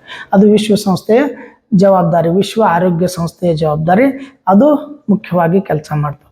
ಈ ಎಲ್ಲ ಅಂಗಗಳನ್ನ ಇಟ್ಟುಕೊಂಡು ಮಹಾಸಭೆ, ಮಹಾಮಂಡಳಿ, ಸಚಿವಾಲಯ, ಅದ್ರ ಜೊತೆ ಅಂತಾರಾಷ್ಟ್ರೀಯ ನ್ಯಾಯಾಲಯ, ಅಂತಾರಾಷ್ಟ್ರೀಯ ಕಾರ್ಮಿಕ ಸಂಸ್ಥೆ, ಮ್ಯಾಂಡೇಟರಿ ವ್ಯವಸ್ಥೆ, ತಾಂತ್ರಿಕ ಸಂಸ್ಥೆ, ತಾಂತ್ರಿಕ ಸಂಸ್ಥೆದೊಳಗೆ ಆರ್ಥಿಕ ಮತ್ತು ಹಣಕಾಸು ಸಂಸ್ಥೆ, ಸಾರಿಗೆ ಮತ್ತು ಸಂಪರ್ಕ ಸಂಸ್ಥೆ, ವಿಶ್ವ ಆರೋಗ್ಯ ಸಂಸ್ಥೆ, ಇವೆಲ್ಲ ಇಟ್ಟುಕೊಂಡು ರಾಷ್ಟ್ರಸಂಘ ತನ್ನ ಪರಿಧಿ ಒಳಗೆ 1920ರಿಂದ ಹಿಡ್ಕೊಂಡು 1920ರಿಂದ ಹಿಡ್ಕೊಂಡು 1945ರ ತನಕ 40ರ ತನಕ ಬಲಿಷ್ಠವಾಗಿ ಕೆಲಸ ಮಾಡ್ತು. ಆದರೂ ಸಹ ರಾಷ್ಟ್ರಸಂಘ ಏನಪ್ಪಾ ಅಂತಂದ್ರೆ ವಿಫಲತೆ ಆಗ್ತೈತಿ. ಬಟ್ ವಿಫಲತೆ ಆಗೋಕ್ಕಿಂತ ಮುಂಚಿತವಾಗಿ ನಾವು ರಾಷ್ಟ್ರಸಂಘದ ಸಾಧನೆ ಏನು ಅಂತ ಕೇಳಬೇಕು. ಇದು ಬರೀ ಕೆಲಸ ಮಾಡಬೇಕು ಅಂತ ನಿಗದಿ ಮಾಡ್ತಾರೆ. ಇವ್ರು ಇದು ಕೆಲಸ ಮಾಡಬೇಕು, ಇವ್ರು ಇದು ಕೆಲಸ ಮಾಡಬೇಕು, ಇವ್ರು ಮಾಡಬೇಕು ಅಂತ ನಿಗದಿ ಮಾಡ್ತಾರೆ. ಮಹಾಸಭೆ ಏನು ಮಾಡಬೇಕು, ಮಹಾಮಂಡಳಿ ಏನು ಮಾಡಬೇಕು, ಸಚಿವಾಲಯ ಏನು ಮಾಡಬೇಕು, ಅಂತಾರಾಷ್ಟ್ರೀಯ ನ್ಯಾಯಾಲಯ ಏನು ಮಾಡಬೇಕು, ಕಾರ್ಮಿಕ ಸಂಸ್ಥೆ ಏನು ಮಾಡಬೇಕು, ಮ್ಯಾಂಡೇಟರಿ ಸಂಸ್ಥೆ ಏನು ಮಾಡಬೇಕು, ಆರೋಗ್ಯ ಸಂಸ್ಥೆ ಏನು ಮಾಡಬೇಕು, ಸಾರಿಗೆ ಸಂಪರ್ಕ ಸಂಸ್ಥೆ ಏನು ಮಾಡಬೇಕು, ಆರ್ಥಿಕ ಹಣಕಾಸು ಸಂಸ್ಥೆ ಏನು ಮಾಡಬೇಕು ಅಂತ ಬರೀ ಹೇಳುತ್ತೆ. ಅದು ಮಾಡ್ತೋ ಇಲ್ಲೋ ಅನ್ನೋದನ್ನ. ಮಾಡ್ತು ಅಂದ್ರೆ ಅದು ಸಾಧನೆ ಆಗ್ತೈತಿ, ಮಾಡಲಿಲ್ಲ ಅಂದ್ರೆ ಅದು ವಿಫಲತೆ ಆಗ್ತೈತಿ. ಹಾಗಾದ್ರೆ ಮಾಡ್ತೇನು ರಾಷ್ಟ್ರಸಂಘ ಏನು ಮಾಡ್ತು, ಏನು ಅದರ ಸಾಧನೆಗಳು ಅಂತಂದ್ರೆ ನಾವು ಮೊದಲು ಹೇಳೋದೇನಪ್ಪ ಅಂದ್ರೆ ರಾಜಕೀಯ ಸಾಧನೆ. ಹಂಗೆ ಕಾರಣ ನೋಡ್ಕೊಂತೀವಲ್ಲ, ಹಂಗೆ ಇಲ್ಲಿ ರಾಜಕೀಯ ಸಾಧನೆ ಅಂತ ನೋಡ್ಕೊಂತೀವಿ. ರಾಷ್ಟ್ರಸಂಘದ ಸದಸ್ಯತ್ವ ಪಡ್ಕೊಂಡಿರ್ತಕ್ಕಂಥ ರಾಷ್ಟ್ರಗಳು ಏನಪ್ಪ ಅಂತಂದ್ರೆ ರಾಜಕೀಯವಾಗಿ ಸರಿಸುಮಾರು 40ಕ್ಕೂ ಹೆಚ್ಚು ವಿವಾದಗಳನ್ನು ಬಗೆಹರಿಸ್ತಕ್ಕಂಥ ಕೆಲಸ ಮಾಡ್ತೈತಿ. 40ಕ್ಕಿಂತ ಹೆಚ್ಚು ವಿವಾದಗಳು. ನಾವು ಹೇಳಿದ್ವಿ, ಯಾವ ವಿವಾದಗಳು ಮೊದಲನೇ ಮಹಾಯುದ್ಧಕ್ಕೆ ಕಾರಣ ಆಗಿದ್ದು ಅಂಥ ವಿವಾದಗಳನ್ನು ಬಗೆಹರಿಸುವ ಸಲುವಾಗಿನ ಅಂತಾರಾಷ್ಟ್ರೀಯ ನ್ಯಾಯಾಲಯ ರಾಷ್ಟ್ರಸಂಘ ಹುಟ್ಟುಕೊಂಡಿತ್ತು. ರಾಷ್ಟ್ರಸಂಘದೊಳಗನೆ ಅಂತಾರಾಷ್ಟ್ರೀಯ ನ್ಯಾಯಾಲಯ ಇತ್ತು. ರಾಷ್ಟ್ರಸಂಘದೊಳಗೆ ಮ್ಯಾಂಡೇಟರಿ ವ್ಯವಸ್ಥೆ ಇತ್ತು, ಏನು ಸಮಸ್ಯೆಗಳನ್ನು ಬಗೆಹರಿಸೋದ್ರ ಸಲುವಾಗಿ. ಹಂಗೆ ರಾಷ್ಟ್ರಸಂಘ 40ಕ್ಕೂ ಹೆಚ್ಚು ಏನಪ್ಪ ಅಂದ್ರೆ ವಿವಾದಗಳನ್ನು ಪರಿಶೀಲನೆ ಮಾಡ್ತು, ಅದನ್ನು ಬಗೆಹರಿಸ್ತು ಅಂತ ಹೇಳ್ತಾರೆ. ಅಲ್ಲಿ ಆ ಬಗೆಹರಿಸಿರ್ತಕ್ಕಂಥ 40 ವಿವಾದಗಳೊಳಗೆ ಪ್ರಮುಖವಾಗಿರ್ತಕ್ಕಂಥದ್ದು ಅಂದ್ರೆ ಐಸ್ಲ್ಯಾಂಡ್ ದ್ವೀಪದ ಬಿಕ್ಕಟ್ಟು. ಐಸ್ಲ್ಯಾಂಡ್ ದ್ವೀಪದ ಬಿಕ್ಕಟ್ಟನ್ನು ರಾಷ್ಟ್ರಸಂಘ ಬಗೆಹರಿತೈತಿ. ಈ ಐಸ್ಲ್ಯಾಂಡ್ ಅನ್ನುವಂಥ ದ್ವೀಪದ ಬಿಕ್ಕಟ್ಟು ಯಾವ್ಯಾವ ರಾಷ್ಟ್ರದ ಮಧ್ಯ ಇತ್ತು ಅಂತಂದ್ರೆ ಸ್ವೀಡನ್ನ ಮತ್ತು ಫಿನ್ಲ್ಯಾಂಡ್. ಸ್ವೀಡನ್ನ ಮತ್ತು ಫಿನ್ಲ್ಯಾಂಡ್ಗಳ ಮಧ್ಯೆ ಐಸ್ಲ್ಯಾಂಡ್ ದ್ವೀಪಗಳ ಬಿಕ್ಕಟ್ಟು ಇತ್ತು. 1809 ಸಂದರ್ಭದೊಳಗೆ ರಷ್ಯಾ ಈ ಐಸ್ಲ್ಯಾಂಡ್ ದ್ವೀಪವನ್ನು ಗೆದ್ಕೊಂಡಿತ್ತು. 1809 ಸಂದರ್ಭದೊಳಗೆ, ಮೊದಲೇ ಮಹಾಯುದ್ಧಕ್ಕಿಂತ ಪೂರ್ವದಲ್ಲಿ ಅದು ರಷ್ಯಾದ ಅಧೀನದೊಳಗಿತ್ತು. 1918 ಫಿನ್ಲ್ಯಾಂಡ್ ಏನಪ್ಪ ಅಂದ್ರೆ ಸ್ವತಂತ್ರ ಆಗ್ತೈತಿ. 1918 ಫಿನ್ಲ್ಯಾಂಡ್ ಸ್ವತಂತ್ರ ಆಗ್ತೈತಿ. ಫಿನ್ಲ್ಯಾಂಡ್ ಸ್ವತಂತ್ರ ಆದ್ಮೇಲೆ ಅಲ್ಲಿರ್ತಕ್ಕಂಥ ಐಸ್ಲ್ಯಾಂಡಿನ ಜನತೆ ಎಲ್ಲಿ ಹೋಗ್ಬೇಕು ಅನ್ನೋದ್ರ ಬಿಕ್ಕಟ್ಟು ಬರ್ತೈತಿ. ಫಿನ್ಲ್ಯಾಂಡ್ ಸ್ವತಂತ್ರ ಆಗ್ತೈತಿ. ಫಿನ್ಲ್ಯಾಂಡ್ ಸ್ವತಂತ್ರ ಆದ್ಮೇಲೆ ಎಲ್ಲಿ ಹೋಗ್ಬೇಕದ? ಏನು ಸ್ವೀಡನ್ಗೆ ಹೋಗ್ಬೇಕು, ಏನು ಫಿನ್ಲ್ಯಾಂಡ್ಗೆ ಹೋಗ್ಬೇಕು? ಐಸ್ಲ್ಯಾಂಡಿನ ಜನ ಎಲ್ಲಿ ಹೋಗ್ಬೇಕು ಅಂತ ಮೊದಲು ಏನಪ್ಪಾ ಅಂದ್ರೆ ಕರ್ನಾಟಕ ಅಂತ ಇದು ಮಾಡಿದ್ಮೇಲೆ ಜನ ಕರ್ನಾಟಕಕ್ಕೆ ಹೋಗ್ಬೇಕು. ಕರ್ನಾಟಕ ಆಗೋಕ್ಕಿಂತ ಪೂರ್ವದಲ್ಲಿ ಕರ್ನಾಟಕ ಅಂತ ಸಡನ್ ಆಗಿ ಡಿಸೈಡ್ ಮಾಡಿದ್ಮೇಲೆ ಕರ್ನಾಟಕಕ್ಕೆ ಹೋಗ್ಬೇಕು, ಏನು ಮಹಾರಾಷ್ಟ್ರಕ್ಕೆ ಹೋಗ್ಬೇಕು? ಭಾರತ ವಿಭಾಗ ಮಾಡಿ ಭಾರತ ಮತ್ತು ಪಾಕಿಸ್ತಾನ ಮಾಡಿದ್ಮೇಲೆ ಭಾರತಕ್ಕೆ ಹೋಗ್ಬೇಕು, ಪಾಕಿಸ್ತಾನಕ್ಕೆ ಹೋಗ್ಬೇಕು. ಪಾಕಿಸ್ತಾನ ಅಂತಿದ್ದಾಗ ಪಾಕಿಸ್ತಾನ ಬಾಂಗ್ಲಾ ಅಂತ ಹೊಡೆದಾದ್ಮೇಲೆ ಪಾಕಿಸ್ತಾನಕ್ಕೆ ಹೋಗ್ಬೇಕು, ಬಾಂಗ್ಲಾಕ್ಕೆ ಹೋಗ್ಬೇಕು. ಜಿಲ್ಲೆಗಳ ವಿಭಾಗ ಮಾಡುವಾಗ ಬಿಜಾಪುರ ಜಿಲ್ಲೆ ಹೊಡೆದು ಬಿಜಾಪುರ ಬಾಗಲಕೋಟೆ ಮಾಡಿದಾಗ ಬಾಗಲಕೋಟೆಗೆ ಹೋಗ್ಬೇಕು, ಬಿಜಾಪುರಕ್ಕೆ ಹೋಗ್ಬೇಕು. ತಾಲೂಕುಗಳನ್ನ ಹೊಡೆದು ಬಿಜಾಪುರ ತಾಲೂಕನ್ನ ಏನಪ್ಪ ಅಂದ್ರೆ ಹೊಡೆದು 2 ತಾಲೂಕು ಮಾಡಿದ್ರು. ಮತ್ತೆ ಬಿಜಾಪುರ ಬಿಟ್ಟು ಬಿಜಾಪುರ ತಾಲೂಕು ಒಂದೇ ಇತ್ತು. ಬಿಜಾಪುರ ತಾಲೂಕದಾಗ ತಿಕೋಟನೇ ಇತ್ತು, ಬಬಲೇಶ್ವರ ಇತ್ತು. 2 ಮತ್ತೆ ಹೊಡೆದ್ರು. ಬಿಜಾಪುರ ಒಂದಾಯ್ತು, ಬಬಲೇಶ್ವರ ಒಂದಾಯ್ತು, ತಿಕೋಟ ಒಂದಾಯ್ತು. ನಾವು ಯಾವ ಊರಿಗೆ ಹೋಗ್ಬೇಕು ಅಂತ, ನಾವು ಬಿಜಾಪುರಕ್ಕೆ ಬರ್ಬೇಕು, ತಿಕೋಟಕ್ಕೆ ಹೋಗ್ಬೇಕು, ಬಬಲೇಶ್ವರಕ್ಕೆ ಹೋಗ್ಬೇಕು. ಈ ಸಮಸ್ಯೆಗಳು ಏನಪ್ಪಾ ಅಂತಂದ್ರೆ ಬಂದ್ಕೊಂಡಿತ್ತು. ಹೀಗಾಗಿ ಆ ಐಸ್ಲ್ಯಾಂಡಿನ ಸಮಸ್ಯೆಗೆ ಅನುಗುಣವಾಗಿ ಏನಪ್ಪಾ ಅಂತಂದ್ರೆ ಅದನ್ನ ಚರ್ಚೆ ಮಾಡಿ ಅದನ್ನ ಬಗೆಹರಿಸ್ತಕ್ಕಂಥ ಕೆಲಸ ಮಾಡ್ತು. 1920 ರಾಷ್ಟ್ರಸಂಘ ಮಧ್ಯಸ್ಥಿಕೆ ವಹಿಸಿ ಐಸ್ಲ್ಯಾಂಡ್ ಅನ್ನ ಅದು ಒಂದು ಮುಕ್ತವಾಗಿರ್ತಕ್ಕಂಥ ದ್ವೀಪ ಅಂತ ಘೋಷಣೆ ಮಾಡ್ತೈತಿ. ನೀವು ಬೇಡ ಅಲ್ಲಿ ಹೋಗೋದು ಬೇಡ, ಇಲ್ಲಿ ಹೋಗೋದು ಬೇಡ, ನೀವು ಮುಕ್ತವಾಗಿ ಇರ್ರಿ ಅಂತ. ತೊರವಿ ಇದ್ದಂಗ 20 ವರ್ಷ ನನಗೆ ಗೊತ್ತಿದ್ದಂಗೆ ತರು ಏನಪ್ಪಾ ಅಂತಂದ್ರೆ ಈ ಕಡೆ ಪಟ್ಟಣಕ್ಕೂ ಸೇರಿರ್ಲಿಲ್ಲ, ಈ ಕಡೆ ತಿಕೋಟಕ್ಕೂ ಸೇರಿರ್ಲಿಲ್ಲ. ಗ್ರಾಮ ಪಂಚಾಯತಿ ಹೆಸರಿಗಿತ್ತು, ಗ್ರಾಮ ಪಂಚಾಯತಿ ಇಲೆಕ್ಷನ್ ಆಗಿರ್ಲಿಲ್ಲ. ಹಿಂಗಾಗಿ ಕೂತಿತ್ತು ತರುವಿದೆ. ಹಂಗೇನಪ್ಪಾ ಅಂದ್ರೆ ಇದನ್ನ ಬೇಡ ಅಂತೇಳಿ ಮುಕ್ತವಾಗಿರ್ತಕ್ಕಂಥ ಐಸ್ಲ್ಯಾಂಡ್ ಅನ್ನ ಮುಕ್ತವಾಗಿರ್ತಕ್ಕಂಥ ದ್ವೀಪ ಮಾಡಿ ಅದರ ಬಿಕ್ಕಟ್ಟನ್ನ ಬಗೆಹರಿಸಿದ್ರು. ಇನ್ನೊಂದು ಬಿಕ್ಕಟ್ಟಿತ್ತು, ವಿಲ್ಲಾ ಅನ್ನುವಂಥ ಪ್ರದೇಶದ ಬಿಕ್ಕಟ್ಟಾಗಿತ್ತು. ವಿಲ್ಲಾ ಅನ್ನುವಂಥ ಪ್ರದೇಶದ ಬಿಕ್ಕಟ್ಟಾಗಿತ್ತು. ಅದನ್ನು ರಾಷ್ಟ್ರಸಂಘ ಬಗೆಹರಿಸ್ತೈತಿ. ಈ ವಿಲ್ಲಾ ಅನ್ನುವಂಥ ಪ್ರದೇಶ ಯಾವ್ಯಾವ ರಾಷ್ಟ್ರಗಳ ಮಧ್ಯೆ ಇತ್ತು ಅಂತಾರೆ ಲುಥೇವೇನಿಯಾ ಮತ್ತು ಪೋಲೆಂಡ್. ಲುಥೇವೇನಿಯಾ ಮತ್ತು ಪೋಲೆಂಡ್ ಅನ್ನುವಂಥ 2 ರಾಷ್ಟ್ರಗಳ ಮಧ್ಯೆ ವಿಲ್ಲಾ ಅನ್ನುವಂಥ ಪ್ರದೇಶದ ಬಿಕ್ಕಟ್ಟು ಸಂಭವಿಸಿತ್ತು. ಅದ್ರ ಸಲುವಾಗಿ ಇವರು ಕಿತ್ತಾಟ ಹಾಕತ್ತಿದ್ರು. ಅವಾಗ ರಾಷ್ಟ್ರಸಂಘ ಮಧ್ಯ ಪ್ರವೇಶ ಮಾಡ್ತೈತಿ. ಮಧ್ಯ ಪ್ರವೇಶ ಮಾಡಿ ಆ ಪ್ರದೇಶವನ್ನ ಪೋಲೆಂಡ್ಗೆ, ವಿಲ್ಲಾ ಅನ್ನುವಂಥ ಪ್ರದೇಶವನ್ನ ಪೋಲೆಂಡ್ಗೆ ಬಿಟ್ಟು ಕೊಡ್ತೈತಿ. ಸಮಸ್ಯೆ ಅಲ್ಲಿಗೆ ಆ ಟೈಮಿಗೆ ಬಗೆಹರಿತೈತಿ. ಇವಾಗ ವಿಲ್ಲಾ ಅನ್ನುವಂಥ ಪ್ರದೇಶ ಒಂದು ಲುಥೇವೇನಿಯಾಕ ಮತ್ತು ಪೋಲೆಂಡ್ 2 ರಾಷ್ಟ್ರಗಳು ಆ ಪ್ರದೇಶಕ್ಕೆ ಕಿತ್ತಾಟ ಮಾಡ್ಕೊಂತಿದ್ರು. ರಾಷ್ಟ್ರಸಂಘ ಮಧ್ಯಸ್ಥಿಕೆ ವಹಿಸ್ತು, ಅದನ್ನ ಪೋಲೆಂಡ್ಗೆ ಬಿಟ್ಟು ಕೊಟ್ಟರು. ಸಮಸ್ಯೆ ಆ ಕಾಲಕ್ಕೆ ಬಗೆಹರಿತೈತಿ. ಮತ್ತೆ ಎರಡನೇ ಮಹಾಯುದ್ಧಕ್ಕೆ ಕಾರಣ ಆಗ್ತೈತಿ. ಯಾಕಂದ್ರೆ ಅದು ನನಗೆ ಸೇರ್ಬೇಕಾಗಿತ್ತು ಅಂತ ನಾನು ಅವ್ರಿಗೆ ಸೇರ್ಬೇಕಾಗಿತ್ತು ಅಂದು ನೀವೆಲ್ಲರೂ ಕೂಡ್ಸ್ಕೊಂಡು ಅವ್ರಿಗೆ ಕೊಟ್ಟು ಬಿಟ್ರಿ ಅಂದ್ರೆ ನಾನು ಯಾಕೆ ಸುಮ್ ಕೊಡ್ತೇನೆ. ನನ್ನಲ್ಲಿ ಆ ಹಗೆ ಮತ್ತೆ ಪ್ರಾರಂಭ ಆಗ್ತೈತಿ. ಅದು ಮತ್ತೆ ಮುಂದೆ ಏನಪ್ಪ ಅಂದ್ರೆ ಯುದ್ಧಕ್ಕೆ ಕಾರಣ ಆಗ್ತೈತಿ.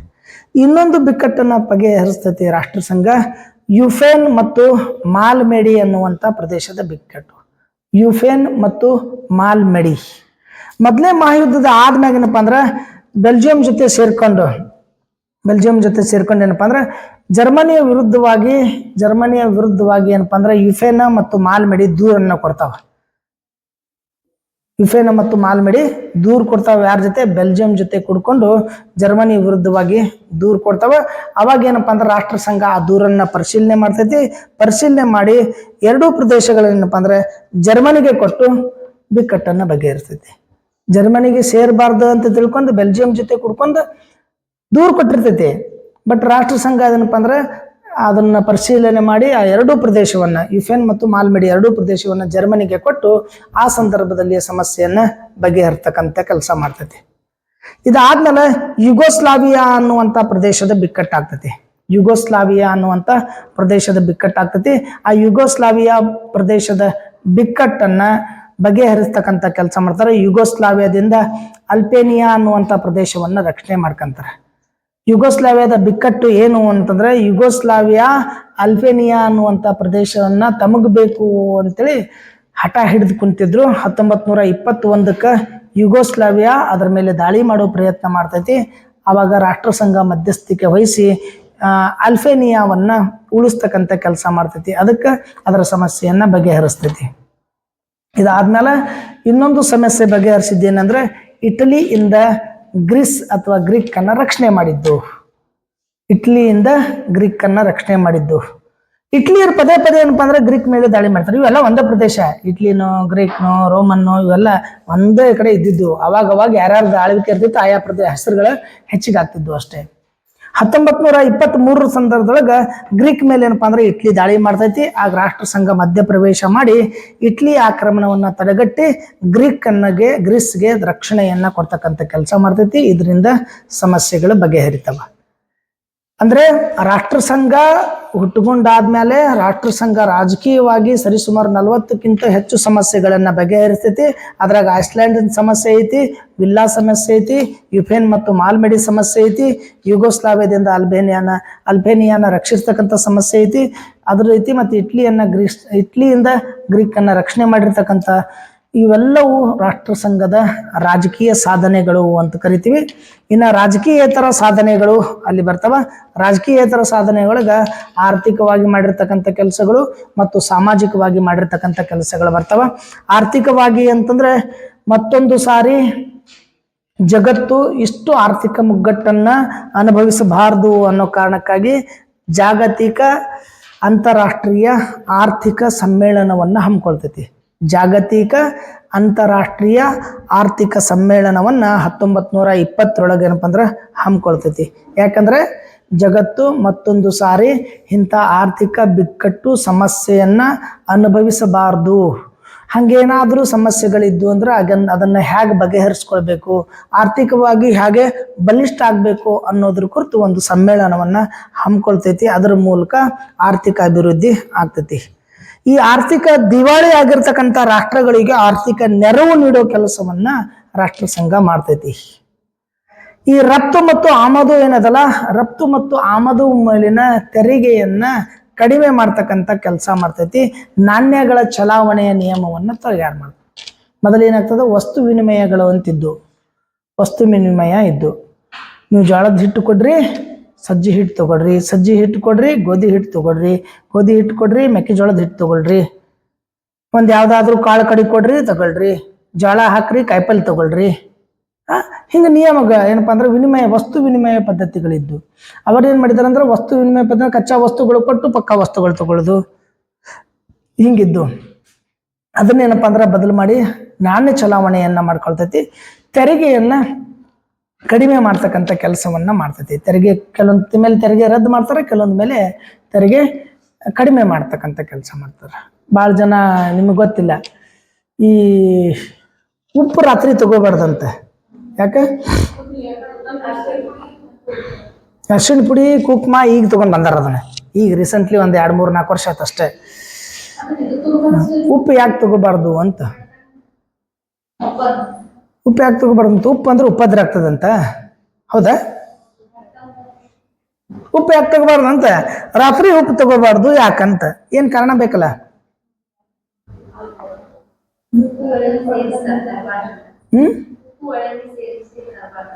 ಉಳ್ಳು ವಾಪಸ್ ತಗೊಂಡ್ ಬರ್ಬಾರ್ದು, ಉಳಿದ್ರು ವಾಪಸ್ ಉಪ್ಪು ತಗೊಂಡ್ ಬರಂಗಿಲ್ಲ, ಅಲ್ಲೇ ಇಟ್ಟು ಬಂದ್ಬಿಡ್ತಾರೆ. ಯಾಕಂತ ಬೇಕಲ್ಲ ಏನ್ರಿ? ಅದಕ್ಕೆ ಮೈಂಡ್ ಗೇಮ್ ಅಂತಾರ. ಅದಕ್ಕೆ ಏನದಕ್ಕೆ? Mind game.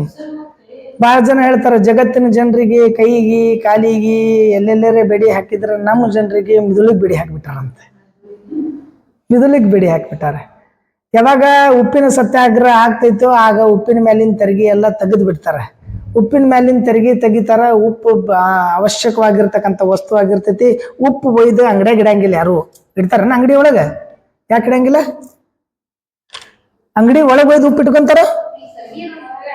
ಅದು ಯಾಕೆ ಇಡಂಗಿಲ್ಲ ಅಂದ್ರೆ ಆ ಉಪ್ಪು ತೇವಾಂಶ ಬಿಟ್ಟು ನೀರು ಬಿಟ್ಟು ತೆಳಗಿನ ನೆಲ ಗಾಡಿ ಎಲ್ಲ ಹಾಳಾಗ್ತೈತಿ ಅನ್ನೋ ಕಾರಣ ಆಗ್ತದ ಅಂತ ತಿಳ್ಕೊಂಡು ಉಪ್ಪು ಅಂಗಡಿದಿಂದ ಹೊರಗಿಡ್ತಾರೆ.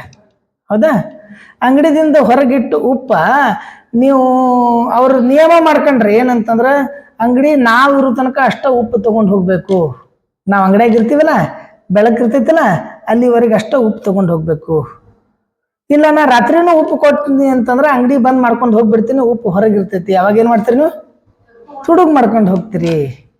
ತುಡುಗ್ ಮಾಡ್ಕೊಳ್ಳೋದ ಉಪ್ಪು ತುಡುಗ್ ಮಾಡೋದನ್ನ ತಡಿಬೇಕು ಅಂದ್ರೆ ಹೆಂಗ ಅಂತಂದ್ರೆ ಒಂದು ಕಟ್ಟಿ ಹೇಳ್ಬಿಡೋದು, ಉಪ್ಪು ತಗೊಂಡೋದ್ರು ಉಪ್ಪದ್ರ ಬಂದ್ಬಿಡ್ತೈತಿ ಅಂತ ಹೇಳಿದ್ರು. ಅದಕ್ಕೆ ಏನ್ ಮಾಡಿದ್ರು ಅಂದ್ರೆ, ನಾವು ರಾತ್ರಿ ಅಂಗಡಿ ಮುಂದಿಟ್ಟಿದ್ದು ಉಪ್ಪು ತುಡುಗ್ ಮಾಡ್ಕೊಳಕ್ ಹೋಗ್ಲಿಲ್ಲ.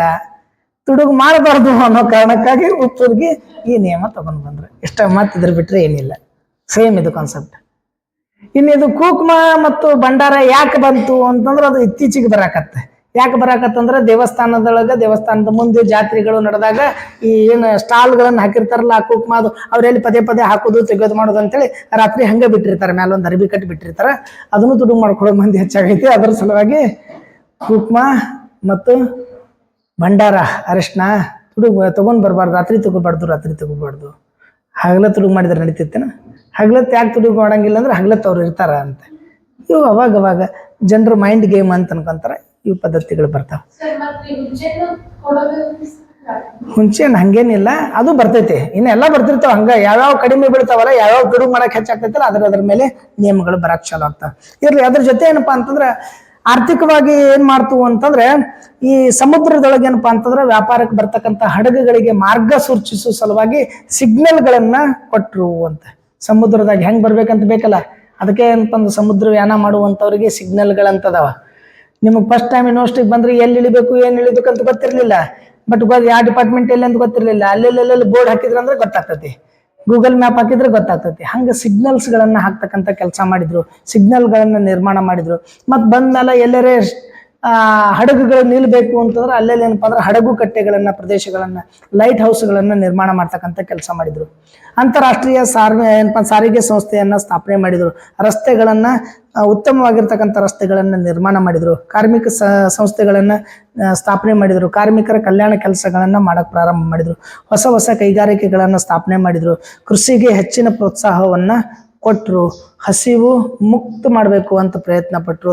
ದರಿದ್ರತನವನ್ನ ಹೋಗಲಾಡಿಸುವ ಪ್ರಯತ್ನವನ್ನ ಆರ್ಥಿಕ ಸುಧಾರಣೆ ಮೂಲಕ ರಾಷ್ಟ್ರಸಂಘ ಮಾಡ್ತು. ಇನ್ನು ಸಾಮಾಜಿಕವಾಗಿರ್ತಕ್ಕಂಥ ಸಾಧನೆ ಅಂತಂದ್ರೆ 1923 ಜಿನೇವಾದೊಳಗ ಸ್ಲೇವರಿ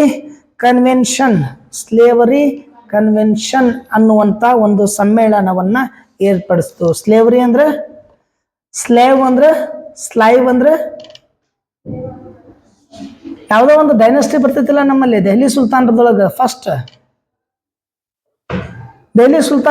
ಫಸ್ಟ್ ಒಂದು ಸಂತತಿ ಬರ್ತೈತಿಲ್ಲ, ಗುಲಾಮಿ, ಸ್ಲೈವ್ ಸಂತತಿ, ಸ್ಲೈವ್ ಡೈನಸ್ಟಿ ಅಂತ ಕರೀತಾರೆ. ಅದಕ್ಕೆ ಗುಲಾಮಿ ಸಂತತಿ, ಸ್ಲೈವ್ ಸಂತತಿ ಅಂತ.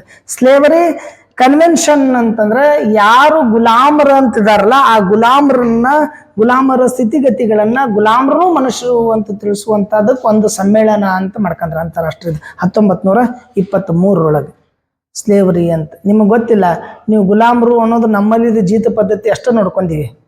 ನಮ್ಮಲ್ಲಿ ಜೀತ ಪದ್ಧತಿಗೆ ಮತ್ತು ಐರೋಪ್ಯ ರಾಷ್ಟ್ರದಲ್ಲಿರುವಂಥ ಗುಲಾಮಿ ಪದ್ಧತಿಗೆ ಬಹಳ ವ್ಯತ್ಯಾಸಗಳದಾವ. ಅಲ್ಲಿ ಗುಲಾಮರಿಗೆ ನಮ್ಮ ಜೀತದವರಿಗೆ ಬಹಳ ವ್ಯತ್ಯಾಸ, ಎಷ್ಟು ಅಜಗಜಾಂತರ ವ್ಯತ್ಯಾಸ. ಅಲ್ಲಿ ಗುಲಾಮರು ಹೆಂಗಂತಂದ್ರೆ ದೇಹದಲ್ಲಿ ಕೊನೆಯ ರಕ್ತದ ಹಣೆ ಹರಿಯೋ ತನಕನೂ ದುಡಿದು ಬಿಡ್ಬೇಕು ಅಂತ. ಮುಗಿತ ಶಕ್ತಿ ಅಂತಂದ್ರೆ ಅವ್ರನ್ನ ಅಲ್ಲೇ ಹೋಗುದು, ಅದ್ರ ಮೇಲೆ ಗಾಡಿ ಕಟ್ಟಿ ಬಿಡೋದು ಅಂತ. ಖರೇನೆ ನೀವು ನಾಗರಿಕತೆಗಳು ಸಿವಿಲೈಸೇಷನ್ಸ್ಗಳನ್ನು ಓದುವಂಥ ಸಂದರ್ಭದೊಳಗೆ, ಪಿರಾಮಿಡ್ಗಳ ಇತಿಹಾಸವನ್ನು ಓದುವಂಥ ಸಂದರ್ಭದೊಳಗೆ, ದೊಡ್ಡ ದೊಡ್ಡ ಅರಮನೆಗಳನ್ನು ಕಟ್ಟುವಂಥ ಸಂದರ್ಭದೊಳಗೆ ಕಟ್ಟೋನ್ಗೆ ಶಕ್ತಿ ಇತ್ತು, ಅವ ದುಡ್ಕೊಂತಿರ್ತಾನ, ಬದುಕ್ತಾನ. ಅವನ ಶಕ್ತಿ ಮುರಿತು ಅಂತಂದ್ರೆ ಯಾವ್ದಾದ್ರು ಕಲ್ಲು ಎತ್ತುವಾಗ ಸಿಕ್ಕಂದ್ರೆ ಕಲ್ಲಿನ ಬಡ್ಡ್ಯಾಗ ಹೋಗ್ಬಿಡ್ತಾನೆ, ಅದ್ರ ಮೇಲೆ ಗಾಡಿ ಕಟ್ಕೊಂಡು ಹೋಗ್ಬಿಡ್ತಾರೆ. ಈ ಸಿಸ್ಟಮ್ಸ್ಗಳಿದ್ದು ಸ್ಲೇವರಿ ಸಿಸ್ಟಮ್ಸ್ ಅಂತ. ನೀವು ಗುಲಾಮಿ ಸಿಸ್ಟಮ್ ಪದ್ಧತಿಯನ್ನು ಓದಿದ್ರೆ ಗೊತ್ತಾಗ್ತದೆ. ಬಹಳಷ್ಟು ಐರೋಪ್ಯ ರಾಷ್ಟ್ರಗಳಲ್ಲಿ ಇಂಥ ಪದ್ಧತಿಗಳಿದ್ದು. ಬಡಿಯೋದು ಹಂಗೆ, ದನಗಳಿಗೆ ಹೆಂಗೆ ಬಿಡ್ತಾರಲ್ಲ ಹಂಗೆ ಬಡಿಯೋದು, ಕಲ್ಲುಗಳನ್ನು ಜಗ್ಸೋದು, ಕಲ್ಲುಗಳನ್ನು ಓಡಿಸೋದು, ಅರಮನೆಗಳನ್ನು ಕಟ್ಸೋದು. ಶಕ್ತಿ ಮುಗಿತ್ತು ಅಂದ್ರೆ ಅವ್ರನ್ನ ಅಲ್ಲೇ ಕೊಂದ್ಬಿಡೋದು ಶಕ್ತಿ ಮುಗಿತ್ತು ಅಂತ. ಶಕ್ತಿ ಮುಗಿತು ಅಂದ್ರೆ ಕೊಲ್ಲುವಂಥ ಗುಲಾಮಿ ಸಿಸ್ಟಮ್ ಇತ್ತು. ಅದನ್ನು ಹೋಗಲಾಡಿಸೋದ್ರೊಳಗೆ ಪ್ರಪಂಚದೊಳಗೆ ಮೊಟ್ಟ ಮೊದಲನೇ ಬಾರಿಗೆ, ಜಗತ್ತಿನೊಳಗೆ ಮೊಟ್ಟ ಮೊದಲನೇ ಬಾರಿಗೆ ಅಂತಾರಾಷ್ಟ್ರೀಯ ಸ್ಲೇವರಿ ಕನ್ವೆನ್ಷನ್ ಅನ್ನುವಂಥ ಒಂದು ಸಮ್ಮೇಳನವನ್ನು ಮಾಡಿದ್ರು. ಶಾಶ್ವತವಾಗಿ ಗುಲಾಮಗಿರಿ ಪದ್ಧತಿ ನಾಶ ಆಗಬೇಕು ಅಂತ ತಿಳ್ಕೊಂಡು ಒಂದು ಆಯೋಗವನ್ನು ಏನಪ್ಪ ಅಂದ್ರೆ ರಾಷ್ಟ್ರಸಂಘ ಸ್ಥಾಪನೆ ಮಾಡ್ತು. ಮೊದಲನೇ ಮಹಾಯುದ್ಧ ಸಂದರ್ಭದೊಳಗೆ ಏನೇನೇ ಬಂಧನಕ್ಕೊಳಗಾಗಿರ್ತಕ್ಕಂಥ ಯುದ್ಧ ಕೈದಿಗಳಿದ್ರಲ್ಲ, ಆ ಯುದ್ಧ ಕೈದಿಗಳಿಗೆ ಮತ್ತು ನಿರಾಶ್ರಿತರ ತಾಣಗಳಿಗೆ ಪರಿಹಾರವನ್ನು ನೀಡೋದು ಅಂತ, ಯುದ್ಧ ಕೈದಿಗಳು ಅಂತ. ಈಗ ಅದಕ್ಕೆ ಜನ ಅಂಜಾಕತ್ತಿಲ್ಲ. ಈಗೆಲ್ಲರೂ ಜೈಲ್ಗೆ ಹೋಗೋದಂದ್ರೆ, ಪೊಲೀಸ್ ಸ್ಟೇಷನ್ಗೆ ಹೋಗೋದಂದ್ರೆ ಏನಂತಾರೆ, ಮಾವನ ಮನೆಗೆ ಹೋಗೋದು. ನೋಡ್ರಿ, ವಿಚಾರ ಮಾಡ್ರಿ ನೀವು, ಜೈಲ್ಗೆ ಹೋಗೋದಂದ್ರೆ ಮಾವನ ಮನೆಗೆ ಹೋದಂಗಂತ, ಅಂದ್ರೆ ಆಧಾರ ಆತಿಥ್ಯ ಸಿಗ್ತೈತಿ ಅಂತ. ವಿಚಾರ ಮಾಡ್ರಿ ನೀವು, ಮಾವನ ಮನಿ ಅಂದ್ರೆ ಆಧಾರ ಆತಿಥ್ಯ ಸಿಗ್ತೈತಿ ಅಂತ.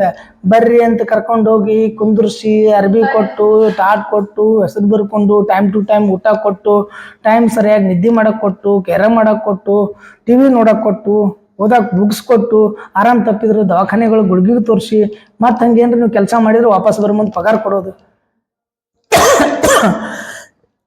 ಇಂಥ ಸೌಕರ್ಯಗಳು ಸಿಗೋದು ಅಂತಂದ್ರೆ ಜೈಲ್ನಾಗ ಅಷ್ಟ ಅಂತ. ಅದಕ್ಕೆ ಕಾರಾಗೃಹಗಳ ಬದಲಾವಣೆ ಆಗಬೇಕು ಅಂತ. ಆ ಖರೇನ ಆಯ್ತದು. ಅಂತಾರಾಷ್ಟ್ರೀಯ ರಾಷ್ಟ್ರಸಂಘ ಹುಟ್ಕೊಂಡಾದ್ಮೇಲೆ, ಇವತ್ತಿಗೂ ಅದಾವು, ರಾಷ್ಟ್ರಸಂಘ ಹುಟ್ಕೊಂಡಾದ್ಮೇಲೆ ಈ ಕಾರಾಗೃಹದಲ್ಲಿ ಬಂಧನಾಗಿರ್ತಕ್ಕಂಥ ಕೈದಿಗಳ ಸ್ಥಿತಿಗತಿಗಳನ್ನು, ನಿರಾಶ್ರಿತ ಸ್ಥಿತಿಗತಿಗಳ ಬದಲಾವಣೆಗಳಾದವು. ಇದರ ಸಂದರ್ಭದೊಳಗೆ ಏನಪ್ಪಾ ಅಂದ್ರೆ ಇನ್ನೊಂದು ಸಾಮಾಜಿಕವಾಗಿರ್ತಕ್ಕಂಥ ಸಮಸ್ಯೆ ಬಗೆಹರಿಸಿದ್ದು ಸಾಧನೆ ಏನು ಅಂತಂದ್ರೆ, ರಾಷ್ಟ್ರಸಂಘ ಮೊದಲನೇ ಮಹಾಯುದ್ಧ ಆದ್ಮೇಲೆ ಸಾಕಷ್ಟು ಸಾವು ನೋವುಗಳಾಗಿದ್ದು, ಅದರಿಂದ ರೋಗಗಳು ಹುಟ್ಟುಕೊಂಡಿದ್ದು. ಆ ರೋಗಗಳೊಳಗೆ ಏನಪ್ಪ ಅಂದ್ರೆ ಬಹಳ ಇಂಪಾರ್ಟೆಂಟ್ ಅವಾಗಿದ್ದು ಕಾಲ್ರಾ, ಮಲೇರಿಯಾ ಮತ್ತು ಪ್ಲೇಗ್. ಕಾಲ್ರಾ, ಮಲೇರಿಯಾ, ಪ್ಲೇಗ್ ಅಂತಿದ್ದು. ಆ ಕಾಲ್ರಾ, ಮಲೇರಿಯಾ, ಪ್ಲೇಗ್ ರೋಗಕ್ಕೆ ಏನಪ್ಪಾ ಅಂತಂದ್ರೆ ನಿವಾರಣೆ ಮಾಡಬೇಕು ಅಂತೇಳಿ ಮದ್ದು ಕಂಡು ಹಿಡಿಬೇಕು ಅಂತ ವಿಶ್ವ ಆರೋಗ್ಯ ಸಂಸ್ಥೆ ಅಂತೇಳಿ 1923ಕ್ಕೆ ಸ್ಥಾಪನೆ ಆಗ್ತದೆ. ಅದು ರಾಷ್ಟ್ರಸಂಘದ ದೊಡ್ಡ ಸಾಧನೆ ಅಂತೇಳಿ ಕರ್ಕೊಂತಾರೆ. ವೈದ್ಯಕೀಯ ಸೇವೆಯನ್ನು ಅದು ಒದಗಿಸಿಕೊಡ್ತೈತಿ. ಈಗಿನಂಗಿರಲಿಲ್ಲ. ಈ ಒಂದು 10-15 ವರ್ಷದ ಮುಂಚೆ ಡೆಂಗ್ಯೂ ಬತ್ತಂದ್ರೆ ಮುಗಿದು ಹೋಗ್ತೈತೆ. ಡೆಂಗ್ಯೂ ಬತ್ತಂದ್ರೆ ಸತ್ತ ಬಿಡ್ತಾರೆ, ಬದುಕಂಗೆ ಇಲ್ಲ ಅಂತಿದ್ರೆ. ಈಗ ಡೆಂಗ್ಯೂ ಏನಿಲ್ಲ, ಕಾಮನ್ ಆಗಿ ಬರ್ತೈತಿ, ಕಾಮನ್ ಆಗಿ ಹೋಗ್ತೈತಿ. ಡೆಂಗ್ಯೂ ಏನಿಲ್ಲ. ಕೊರೋನಾ ಬರ್ತಿತ್ತು, ಕೊರೋನಾ ಬತ್ತಂದ್ರೆ ಬದುಕಂಗಿಲ್ಲ ಅಂತ ಅನ್ಕೊಂಡ್ರೆ ಈಗೆಲ್ಲ ಕಾಮನ್ ಆಗಿಬಿಡ್ತೆ. ಹಂಗೆ ಮೊದಲು ಇದ್ದಿದ್ದು ಅವಾಗ ಬದಲಾಕೊಂತ ಹೋಗ್ತದೆ. ಕಾಲರಾ ಆಗೈತೆ ನೋಡು, ಮಲೇರಿಯಾ ಆಗೈತೆ ನೋಡು, TB ಆಗೈತೆ ನೋಡು, ಅಸ್ತಮಾ ಆಗೈತೆ ನೋಡು, ಈಗ ಯಾವ ಸಮಸ್ಯೆಗಳಿಲ್ಲ, ಹೊಸ ಉಟ್ಕೊಂತ ಹೋಗ್ತಿರ್ತಾವೆ. ಅದಕ್ಕೆ ಅವನ್ನ ಬಗೆಹರಿಸೋ ಸಲುವಾಗಿ, ಅದಕ್ಕೆ ಮದ್ದನ್ನು ಕಂಡುಹಿಡಿಯೋ ಸಲುವಾಗಿ ವಿಶ್ವ ಆರೋಗ್ಯ ಸಂಸ್ಥೆ ಅಂತ ಪ್ರಾರಂಭ ಮಾಡಿದ್ರು. ಇದಿಷ್ಟೇ ರಾಷ್ಟ್ರಸಂಘದ ಸಾಧನೆ ಅಲ್ಲ, ಮಹಿಳೆಯರಿಗೆ ಮತ್ತು ಮಕ್ಕಳ ಸಲುವಾಗಿ ಸಾಕಷ್ಟು ಕೆಲಸಗಳನ್ನ ಮಾಡ್ತು. ಮಹಿಳೆಯರ ಮತ್ತು ಮಕ್ಕಳ ಮಾರಾಟ ಮಾಡ್ತಾ ಇದ್ರು. ಮಹಿಳೆಯರ ಮತ್ತು ಮಕ್ಕಳ ಮಾರಾಟವನ್ನ ನಿಷೇಧ ಮಾಡಿದ್ರು. ಮಹಿಳಾ ಮತ್ತು ಮಕ್ಕಳ ಕಲ್ಯಾಣ ಕೆಲಸಗಳನ್ನ ಪ್ರಾರಂಭಿಸಿದ್ರು ಅಂತ.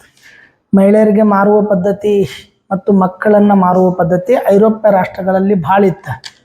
ನಮ್ಮಲ್ಲೂ ಇದ್ದು ಏನು ಹೆಣ್ಮಕ್ಳನ್ನ ಮಾರುವ ಪದ್ಧತಿ ಅಂತ ಬಹಳಷ್ಟು ಜನ ಹೆಣ್ಮಕ್ಳು ಮಾರ್ತಾರೆ. ಇವತ್ತಿಗೂ ಅದಾವ.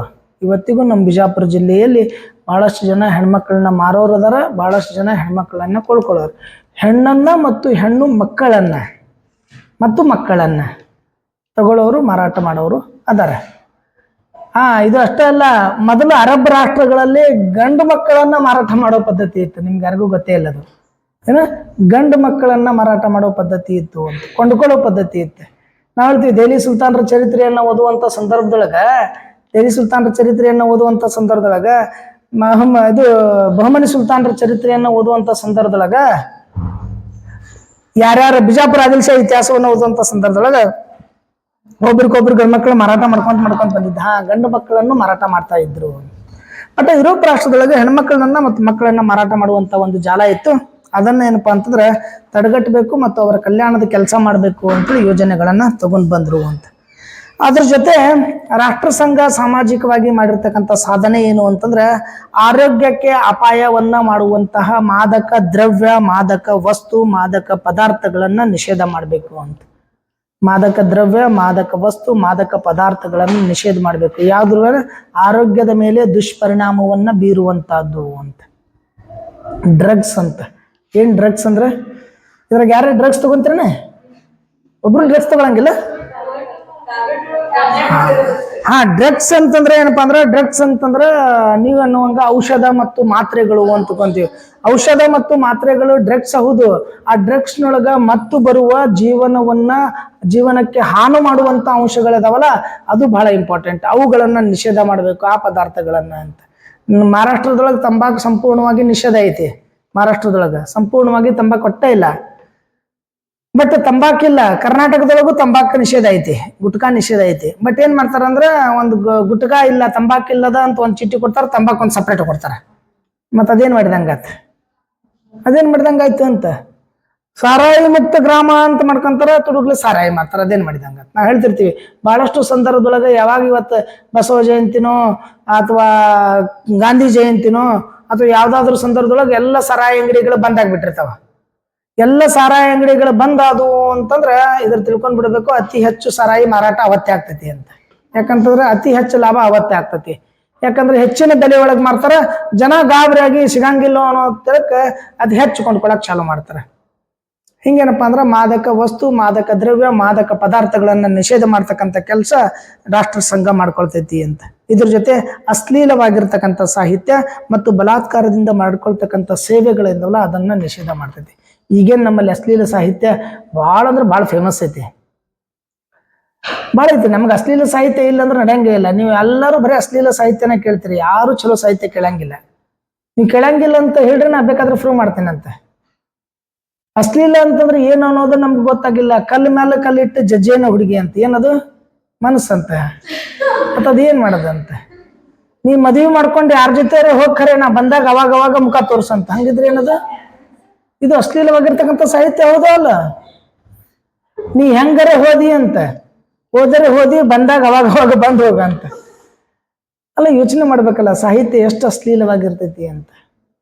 ನೀವೆಲ್ಲರೂ ಮಿಮಿಕ್ರಿಗಳನ್ನ, ನೀವೆಲ್ಲ ಹಾಸ್ಯಗಳನ್ನ ನೋಡಾಕತ್ತೀರಿ, ಹೌದಲ್ಲ? ಡ್ರಾಮಾ ಜೂನಿಯರ್ಸ್ ಒಳಗೋ ಅಲ್ಲಿ ಇಲ್ಲೋ ನೋಡಾಕತ್ತೀರಿ, ಹಾಸ್ಯಗಳು ನೋಡಾಕತ್ತೀರಿ. ಆ ಹಾಸ್ಯಗಳಲ್ಲಿ ಎಲ್ಲವೂ ಅಶ್ಲೀಲವಾಗಿರ್ತಕ್ಕಂಥ ಸಾಹಿತ್ಯಗಳದಾವ. ಅವ್ ಯಾರ ಬೆಳಗಾಂದ ಒಬ್ಬ ಗಿಡ್ಡ ಅದನಲ್ಲ, ಯಾರ ಬಸಪ್ಪ ಅವನ ಹೆಂಡತಿ ಇನ್ನೋ ಯಾರ ಕುಡ್ಕೊಂಡ್ ಮಾಡ್ಕೊಂತಿರ್ತಾರಲ್ಲ, ಅವ್ರು ಒಂದರೆ ಸುಸಂಸ್ಕೃತವಾಗಿರ್ತಕ್ಕಂಥ ಶಬ್ದಗಳು ಬಳಕೆ ಮಾಡ್ಕೊಂತಾರಲ್ಲ. ಅದನ್ನ ಎಲ್ಲಾ ಹೆಣ್ಮಕ್ಳು, ಎಲ್ಲಾ ಗಂಡು ಮಕ್ಳು, ಎಲ್ಲಾ ಮಕ್ಕಳು, ಎಲ್ಲಾ ಸಂಸಾರಸ್ಥರು ಕುತ್ಕೊಂಡು ನೋಡಿ ಬಿದ್ದು ನಡ್ತಾರ. ಹಂಗಂದ್ರೆ ಏನ್ ಬೇಕಾಗೈತಿ? ಅಶ್ಲೀಲವಾಗಿರ್ತಕ್ಕಂಥ ಸಾಹಿತ್ಯ ಈಗ ಬೇಕಾಗೈತಿ. ಎಲ್ಲರಿಗೂ ಅಶ್ಲೀಲ ಸಾಹಿತ್ಯ ಬೇಕಾಗೈತಿ. ಸುಸಂಸ್ಕೃತ ಸಾಹಿತ್ಯ ಯಾರಿಗೂ ಬೇಡಾಗೈತಿ. ಯಾರು ಕೇಳ್ತಾರೇನೋ? ಶಾಸ್ತ್ರೀಯ ಸಂಗೀತ ಆಗ್ಲಿ, ಕರ್ನಾಟಕ ಸಂಗೀತ ಆಗ್ಲಿ ಯಾರು ಕೇಳ್ತಾರ? ಯಾರು ಕೇಳೋದಿಲ್ಲ. ಎಲ್ಲರೂ ಕೇಳೋದು ಅದೇ. ಇಲ್ಲ ಅಂತಂದ್ರೆ ಏನಪ್ಪಾ ಅಂದ್ರೆ ಎಲ್ಲ ದುಃಖ ಭರಿತವಾಗಿ ಆಕೆ ಬಿಟ್ಟು ಹೋದ್ಲು, ಇವ ಬಿಟ್ಟು ಹೋದ, ನಡು ಹೋದ್ರು, ಇವೆಲ್ಲ ಇಂಥ ಸಾಹಿತ್ಯ. ಅದು ಅಶ್ಲೀಲನೇ ಐತೆ. ಬಟ್ ಆ ಸಾಹಿತ್ಯ, ಅಶ್ಲೀಲ ಸಾಹಿತ್ಯವನ್ನ ನಿಷೇಧ ಮಾಡ್ಬೇಕು ಅಂತ. ಅದಕ್ಕೆ ಇವತ್ತಿಗೂ ಅಶ್ಲೀಲ ಸಾಹಿತ್ಯ ನಿಷೇಧ ಕಾನೂನು ಅಂತ ಐತೆ. ಬಟ್ ನಾವು ಹಂಗೆ ಚಾಲೂ ಮಾಡ್ಕೊಂಡು ಹೋಗ್ತೀವಿ. ಬಲಾತ್ಕಾರದಿಂದ ಸೇವೆ ಮಾಡಿಸ್ಕೊಳ್ಳೋದು. ನೀ ಮಾಡಬೇಕು ನೋಡಿದ, ಬಾ ಇಲ್ಲಿ ಕಾಲ್ ಒತ್ತು, ಬಾ ನೀ ಅದನ್ನ ಮಾಡಬಾ, ಇಲ್ಲಿ ಇದ್ದಿದ್ದು ಹೊಲಸ್ ತೆಗಿ ಬಾ ಅಂತೇಳಿ ಒತ್ತಾಯ ಮಾಡ್ಕೊಂಡು ಕರ್ಕೊಂಡು ಬರುವಂತ ಸೇವೆ, ಅದನ್ನು ಏನಪ್ಪಾ ಅಂದ್ರೆ ರಾಷ್ಟ್ರ ಸಂಘ ನಿಷೇಧ ಮಾಡ್ತೈತಿ. ಅದರದ ಸಾಧನೆ ಅಂತ ಕರ್ಕೊಂತಾರೆ. ಇನ್ನ ಕೈದಿಗಳನ್ನ ಮತ್ತು ಕೈದಿಗಳಿರ್ತಕ್ಕಂಥ ಶರಮನೆಗಳದೇನದವಲ್ಲ ಅದನ್ನ ಸುಧಾರಣೆ ಮಾಡಬೇಕು ಮತ್ತು ಕೈದಿಗಳನ್ನ ಪರಿವರ್ತನೆ ಮಾಡಬೇಕು ಅಂತ. ಅದಕ್ಕೆ ಕೈದಿಗಳನ್ನ ಪರಿವರ್ತನೆ ಮಾಡಬೇಕು, ಕಾರಾಗೃಹಗಳನ್ನು ಸುಧಾರಣೆ ಮಾಡಬೇಕು ಅಂತ ಜೈಲ್ನ 5 ಸ್ಟಾರ್ ಹೋಟೆಲ್ಗಳಾಗ್ಬಿಟ್ಟು, ಹೌದಲ್ಲ, ಸ್ಪೋರ್ಟ್ಸ್ ಇದು ಆಗ್ಬಿಟ್ಟು ಎಲ್ಲ ಸೌಲಭ್ಯಗಳನ್ನ ಕೊಡಾಕ್ ಮಾಡಿದ್ರು. ಅವರ ಮನಸ್ಸು ಪರಿವರ್ತನೆ ಆಗ್ಲಿ ಅನ್ನೋ ಕಾರಣಕ್ಕಾಗಿ ಅಷ್ಟೇ ರಾಷ್ಟ್ರ ಸಂಘ ಆ ಕೆಲಸಗಳನ್ನ ಮಾಡ್ತು. 1922 ಬುದ್ಧಿಜೀವಿಗಳಿಗಾಗಿ ಅಂತಾರಾಷ್ಟ್ರೀಯ ಸಮಿತಿ ಅಂತ ಒಂದು ಮಾಡ್ಕೊಂತ, ಬುದ್ಧಿಜೀವಿಗಳ ಸಮಿತಿ ಅಂತೇಳಿ. ಅದು ಮೊಟ್ಟ ಮೊದಲ 1926 ಬುದ್ಧಿಜೀವಿಗಳ ಅಂತಾರಾಷ್ಟ್ರೀಯ ಸಂಸ್ಥೆ ಅಂತ ಸ್ಥಾಪನೆ ಆಗ್ತದೆ. ಸಮಿತಿ ಮಾಡ್ಕೊಂತಿತ್ತು, ಆಮೇಲೆ ಸಂಸ್ಥೆ ಅಂತ ಆಗ್ತತಿ. 22ಕ್ಕೆ ಸಮಿತಿ ಆಗ್ತತಿ, 26ಕ್ಕೆ ಅಂತಾರಾಷ್ಟ್ರೀಯ ಬುದ್ಧಿಜೀವಿಗಳ ಸಂಸ್ಥೆ ಅಂತ ಸ್ಥಾಪನೆ ಆಗ್ತತಿ. ಎಲ್ಲರೂ ಕುಡ್ಕೊಳ್ಳೋದು, ಜಗತ್ತಿನಾಗ ಎಲ್ಲ ಬುದ್ಧಿಜೀವಿಗಳದಾರಲ್ಲ ಎಲ್ಲರೂ ಕುಡ್ಕೊಂಡು ಯೋಚನೆ ಮಾಡೋದು ಅಂತ. ಇದ್ರ ಜೊತೆ ಕಲೆ ವಿಜ್ಞಾನಕ್ಕೆ ಸಂಬಂಧಪಟ್ಟಿರ್ತಕ್ಕಂಥ ವಿಷಯಗಳನ್ನು ಜಗತ್ತಿನ ತುಂಬೆಲ್ಲ ಹರಡಿಸೋದು ಅಂತಾರಾಷ್ಟ್ರೀಯ ಸಂಸ್ಥೆಯ ಕೆಲಸ ಆಗಿತ್ತು. ಇಷ್ಟೆಲ್ಲ ಮಾಡಿದ್ರಪ್ಪ, ಇಷ್ಟೆಲ್ಲ ಮಾಡಿದ್ಮ್ಯಾಗು, ಇಷ್ಟೆಲ್ಲ ಡೆವಲಪ್ಮೆಂಟ್ ಆದ್ಮ್ಯಾಗು ಯಾಕೆ ರಾಷ್ಟ್ರಸಂಘ ವಿಫಲ ಆತು? ಇಷ್ಟೆಲ್ಲ ಮಾಡಿದ್ಮೇಲೆ ರಾಷ್ಟ್ರಸಂಘ ಯಾಕೆ ವಿಫಲ ಆತು? ಹಗಲ ರಾತ್ರಿ ಓದಿದ್ರಿ, ಎಲ್ಲ ಹಗಲ ರಾತ್ರಿ ಓದಿ ಓದಿ ಓದಿ ಕೊನೆಗೆ ಎಕ್ಸಾಮ್ದಾಗ ಯಾಕೆ ಫೇಲ್ ಆದ್ರಿ? ಅದಕ್ಕೇನಾರು ಕಾರಣ ಬೇಕಲ್ಲ. ಹಂಗೆ ರಾಷ್ಟ್ರಸಂಘದ ವಿಫಲತೆಗೆ ಏನಪ್ಪ ಅಂದ್ರೆ ನಾವು ಸಾಕಷ್ಟು ಕಾರಣಗಳನ್ನು ನೋಡ್ತೀವಿ. ಆ ಕಾರಣಗಳನ್ನು ನೆಕ್ಸ್ಟ್ ಅವಧಿ ಒಳಗೆ ನೋಡೋಮಂತ. ರಾಷ್ಟ್ರಸಂಘದ ವಿಫಲತೆಯ ಕಾರಣಗಳು.